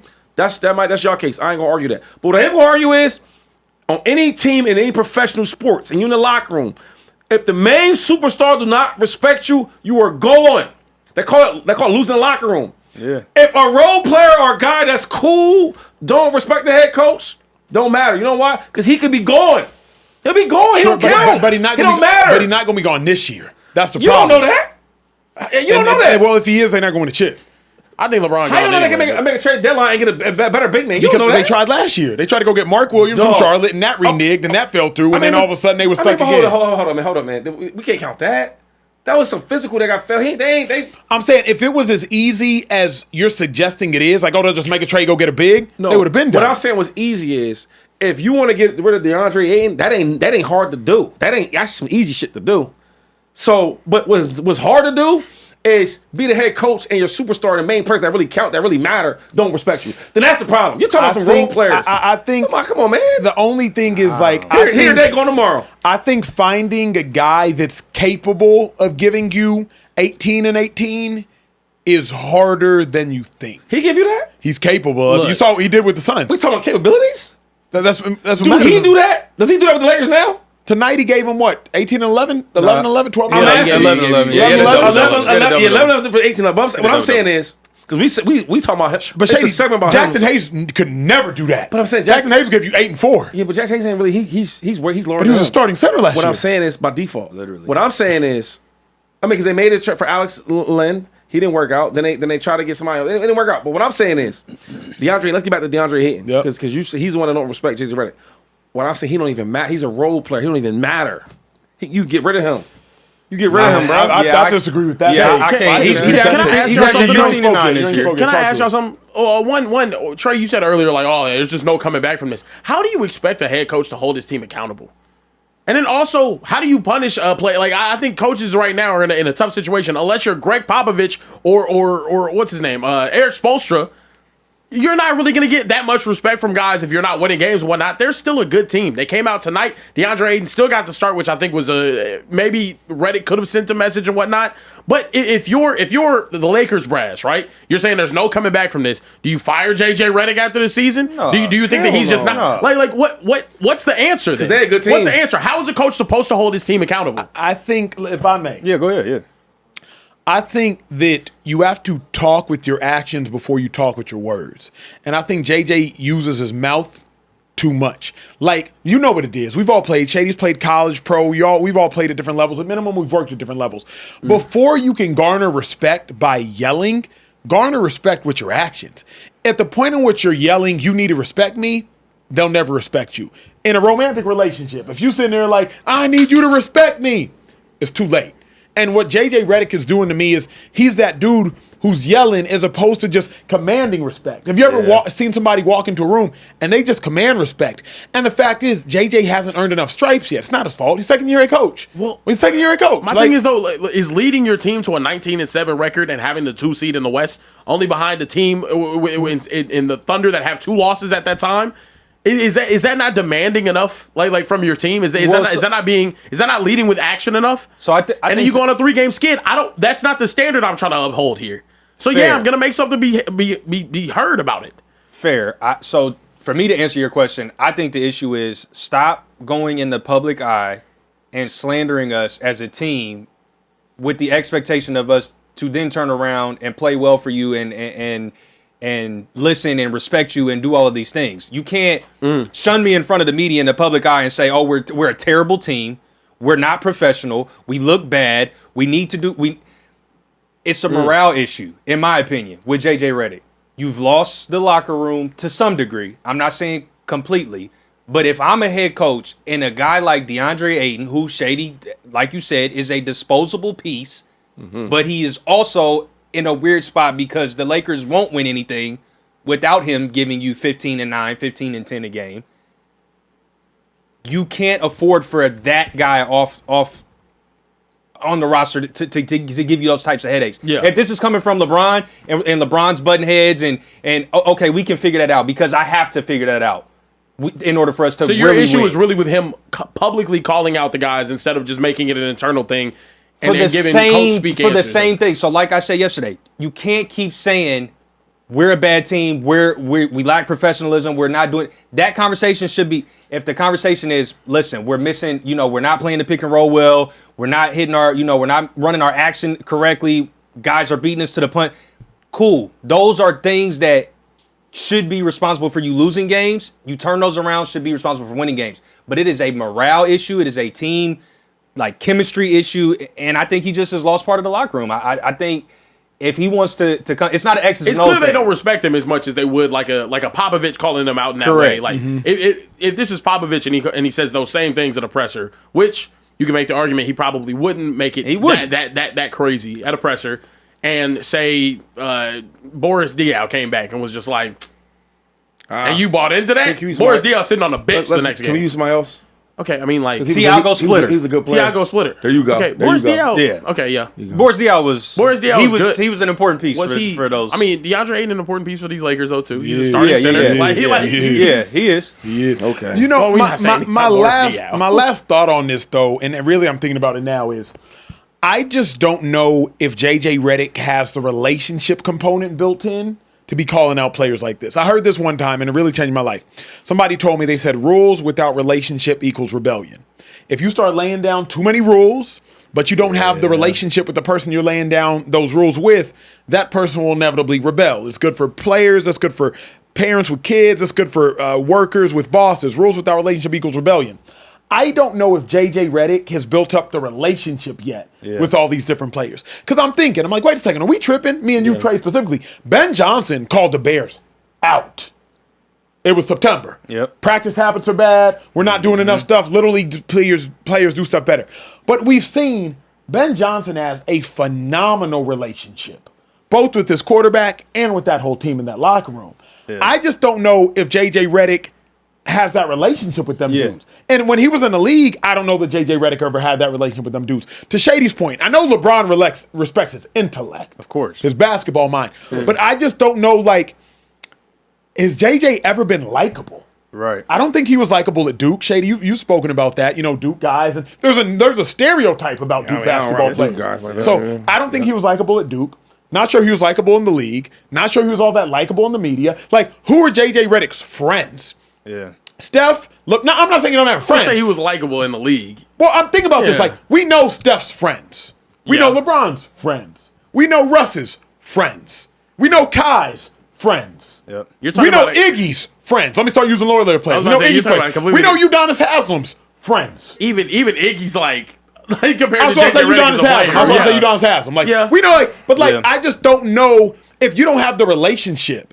And you out here saying, the relationship is the reason why you got the job in the first place. But another thing is you need something. So you either need the relationship, you need the tenure. He doesn't have that. You need the pedigree. He doesn't have that. You need the championships. You need the. People aren't going to disrespect Eric Spoelstra because he's been in the league forever. He worked his way up from a film guy to becoming a head coach to becoming winning championships. Yeah, like really climbed that ladder. Greg Popovich did it forever. He's won championships. He's done things. So he can talk like that. JJ Redick doesn't have any of those things to. Can I just jump in for a second? Please do, sir. Because y'all throwing all these names, throwing all these coaches and all that. So, Spro, right? Yep. Eric here. Eric here. You think they respected him from the get-go? First year, second year? Probably not. He came from the video room, dude. Yep. You know how many people was probably throwing a jock straps at him? Yo, take that. Yo, take my shoes. Yo. He probably went through all that. So you think people respected him then? No, sir. So he had to earn it, and it took time. So in the second year, he probably couldn't have an interview like that and call players out. But by year 5, year 4, right, when you got Pat Riley promoting you, you feel you winning games, then you start barking your bark. Yeah, and even that, I've watched Jimmy Butler, him go at it. So you always gonna have a little tension because that's how it is in the pros. We all are elite players and coaches. But my message is the difference between them coaches and I think JJ Redick is he served his time as a player. So you automatically get that type of respect first. Anytime you play the game, I don't care what sport it is, right? I would do the boxing stuff now. And there's times where I'll say the same thing an ex-boxer would say. You know what they're gonna take? They're gonna take the boxer word first because he did it. So JJ Redick been in them trenches. He played the game. So you're gonna have a different respect. So when he speaks out earlier in his second year about players, we might feel like they feel disrespected, but I think players can respect that because he actually played in the locker room and did it. And he's super smart. That matters. Compared to a coach that maybe didn't have the luxury of playing in the league or being respected as a player. So now I got to wait some years to say things I really want to say. I'm looking back to Pat Riley. Yo, Pat Riley's a great coach, right? Yep. It didn't always start like that. The players didn't respect him. Y'all know the story and all that. But eventually they did. You get what I'm saying? So some players or some coaches may have a different reach to certain players because of their background. Well, let me ask you this, to that point. And I'm curious your thoughts, Kieran. I'm curious your thoughts, Trey. And obviously we're going to get y'all up out of here. Being a player is a good thing, but early on, how good is it? Because if you're JJ Redick, you talking to me, I'm Austin Reeves, I'm looking like, I'm better than you. You talking to me, I'm Luka, I'm way better than you. You talking to me, I'm LeBron, you're not talking to me. So, like, realistically speaking, if JJ, you want to come doing all this barking and this, that, and that, early on in your career, by the time he's long tenured, it doesn't matter how great of a player you were. But at the point in which JJ, you 38, doing all this yelling, hold on, G, you know how it is, Shady. Half the time people are like, bro, how you say this about analysts all the time. What they know. There was a bump. But time out. Like, so if you're he's not, but you acting like he's Dan Orlovsky or somebody. He's not that. So when you talking about Austin Reeves, that's a bad example. Because Austin Reeves ain't gonna be saying that to JJ Redick. JJ Redick ain't no destroyer. He won't say it verbally. But he not thinking that. There's so many coaches that coach the game that weren't like superstar great players. Correct. Steve Kerr, That's you know, what I'm saying. but you gotta in there- respect. but Mark Steve- Jackson was a solid player. He earned the respect. But if I'm DeAndre Ayton and JJ doing all this barking, there's a world where DeAndre Ayton's like, bruh, what you doing all this barking for? I don't believe that. I don't believe that. Man. I don't believe that. You talking about you act like he ain't played a game or something like that. Like that's the difference. Also, you in the he's a NBA straight bench warmer. That's different. Some of these coaches that are players coaches, like they gonna get some respect because they played the game. You act like he's just a scrub. But I'm saying, then why don't DeAndre Ayton respect him? I told you I can't really speak on him because I be looking at him like he you see how he look? I don't know what he got going on. He playing around with his hair and all that. But look, Ty Lue, wasn't no superstar player. Nah. But he played the game and he got respect. People respect him, and he's a smart coach. He knows what he's doing. Like all that plays into effect of when you start talking about these coaches.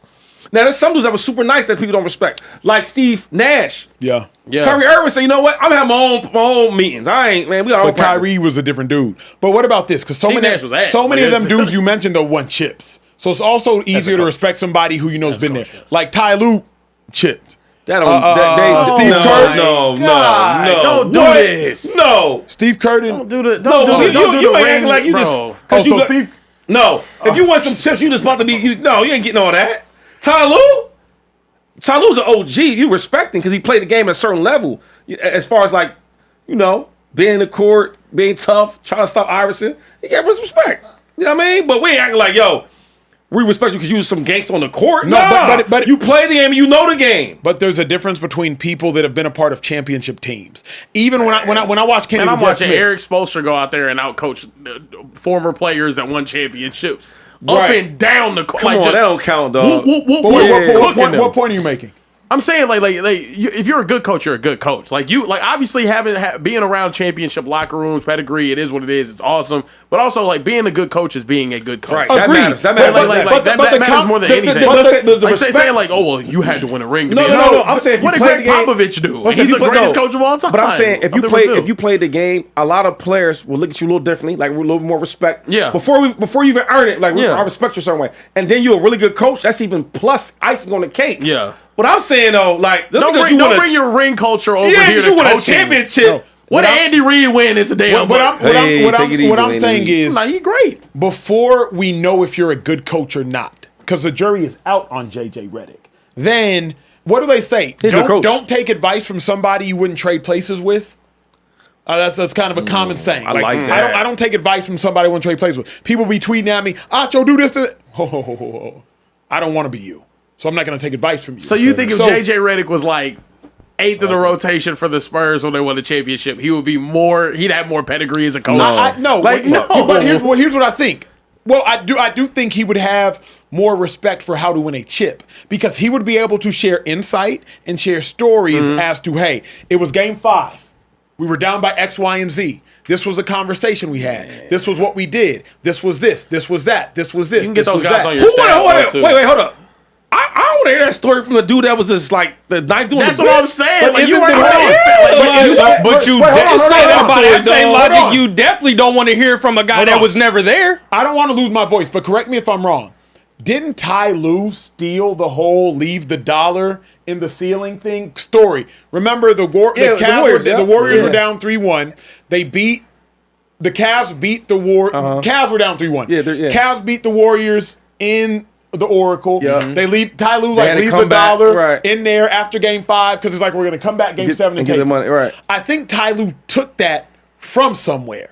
Like Ty Lue didn't come up with that. I think course. Ty Lue took Is that the reason from, they could've came got back that from down anywhere. 3-1? No, but I'm saying, Like- I'm saying that is something that Ty Lue garnered from winning a championship. How we know that? Because I think he took it from somewhere. I think he took it from But some you one don't of know. those But you championships. don't know where he took it from though. I can say you'd be more well respected, but I don't think you'd be. Man, come on, stop. I think you'd be more well respected. Stand firm. but Fight you're not. back. We No, split I'm hairs at this respected point. initially, but you're not gonna convince me you're a better coach. Because you won a I don't hear championship that. when you played. Say that story, dude. Dude, Come on, bro. so we splitting hairs at this point because the Keep your question was, dollar is in your JJ Redick pocket. respected? And the answer is Nah, I don't think No, he's. I don't he's think not. he's as I think he is respected. respected. I I think he's respected by some players, but clearly by he's DeAndre respected Ayton, by he's not respected. He's respected by the real players that really matter. Okay, Ty Lue adopted the tactic from Doc Rivers who famously hid money in the stealing of Staples Center locker room in 2010 when Lou was an assistant on the coaching staff. Now watch now real quick. Now if y'all, I think the Celtics won a chip in. Yeah, they won. If y'all ain't noticed though, what year? No. Celtics won in 08. They won in 08. Oh wait. Yeah. Well, So they get his Lakers money. won. Lakers won But- 9 and 10. But that's a championship But locker and culture. But Doc Rivers, and though, being around the ring. if y'all don't know this, Doc Rivers played in the league, and he wasn't a superstar, but he was solid. So you automatically give him, because like Paul Pierce, when he talks about Doc Rivers, he be like, yo, he understands the players. Yeah. Why does he know that? Because he was a player. So you won't get a due to respect because you play this game, you know what I'm saying, a certain way. Now, when you get the extra credit is when if you've been a good coach or not. That's why I'm saying when JJ Redick, like he gets a certain respect because he was in them locker rooms and he was in them shoes. You know what I mean? And he wasn't no bum. Facts. He's an all-star. Doc Rivers was an all-star. No, I was talking about JJ Redick. Oh, okay, my fault. Yeah, but you know what I mean? But the other part is, are you a good coach? And you can't tell me he's not a good coach. The Lakers are a good team. They had a 3-4 game loser, but they was, they was just a second seed. Yeah. On a roll. Yeah. Y'all gotta stop. Y'all I behave also watched, yourself, man. I also watched a Nick Nurse go out there and win the championship With the Raptors. Yeah, with the right. Raptors. Yeah, I Like, mean, yeah. I don't know. What's McDonald with the Nuggets? Was Malone. it Malone? Mike Malone, yeah. Mike Malone. Like, I don't know. Malone. I'll bring your ring culture over here, Acho. Yeah. I'm sick of it. I'm sick of it. Ethan, do your thing, bruh. We have to get up out of here, man. We do it. Goodness that gracious. was, that was 3 hours. It was. No, it We've wasn't, been here for a Shady. minute. We The started game eight- ended We later. started late. We started late because the game Eight ended o'clock. later. The game didn't end till like 8:40. I'll tell you how long it was. It was about crazy. Y'all, It was about 2 hours and 20-something minutes. Yeah, let's worry about where 2:25. we were. We appreciate you guys for Relax. being here with us, man. 6,000 of you guys still in the chat. If you're watching right now, hit that like button, hit that subscribe button, and after you hit the subscribe button, hit the bell button to be notified when we're going live, because we don't go live for our own health. We do it for you. Facts. We do it for you. That is facts. Oh my goodness gracious! Emotional, Look, emotional it has bear. been an amazing day here in the It's been a Speakeasy. show, man. It's a good show. Acho and Shady got into it. I'm sure that argument's going to continue after this thing wraps up. Wait, Look, we got ladies and into it? gentlemen. Yeah. Yeah. I don't want to bring it back up because then. Nah, he like all the bad players. No, it's the- DeAndre Ayton, what's the dude's name? Sam Darnold. We'll talk about it later. But he don't like none of the good players. We have to get Kevin out of here. Durant. We'll be He don't here like Kevin tomorrow Durant. night after How you Monday like Night Kevin Durant? Football. We have the Rams taking on the Falcons. Huge game. Bijan, 2K all-purpose yards, has an opportunity to, maybe stir up some drama in the NFC South. And then also the Rams looking to continue trying to vie for that number 1 seed. Yeah. We will be back here around 11:15 p.m. Eastern, 10:15 p.m. Central, 8:15 p.m. Pacific time. And we do not We don't respect Mountain Time Time. here in the don't. Speakeasy. We don't. For Care Bear Kier, LaShawn Shady McCoy, Emmanuel Acho, Social Trey, everyone in the back, make some noise in the back. Hey! We'll see you next time. Go right here in the Hawks, Speakeasy. they said. Bro, Go Bear. Hawks. Your name is Bear now.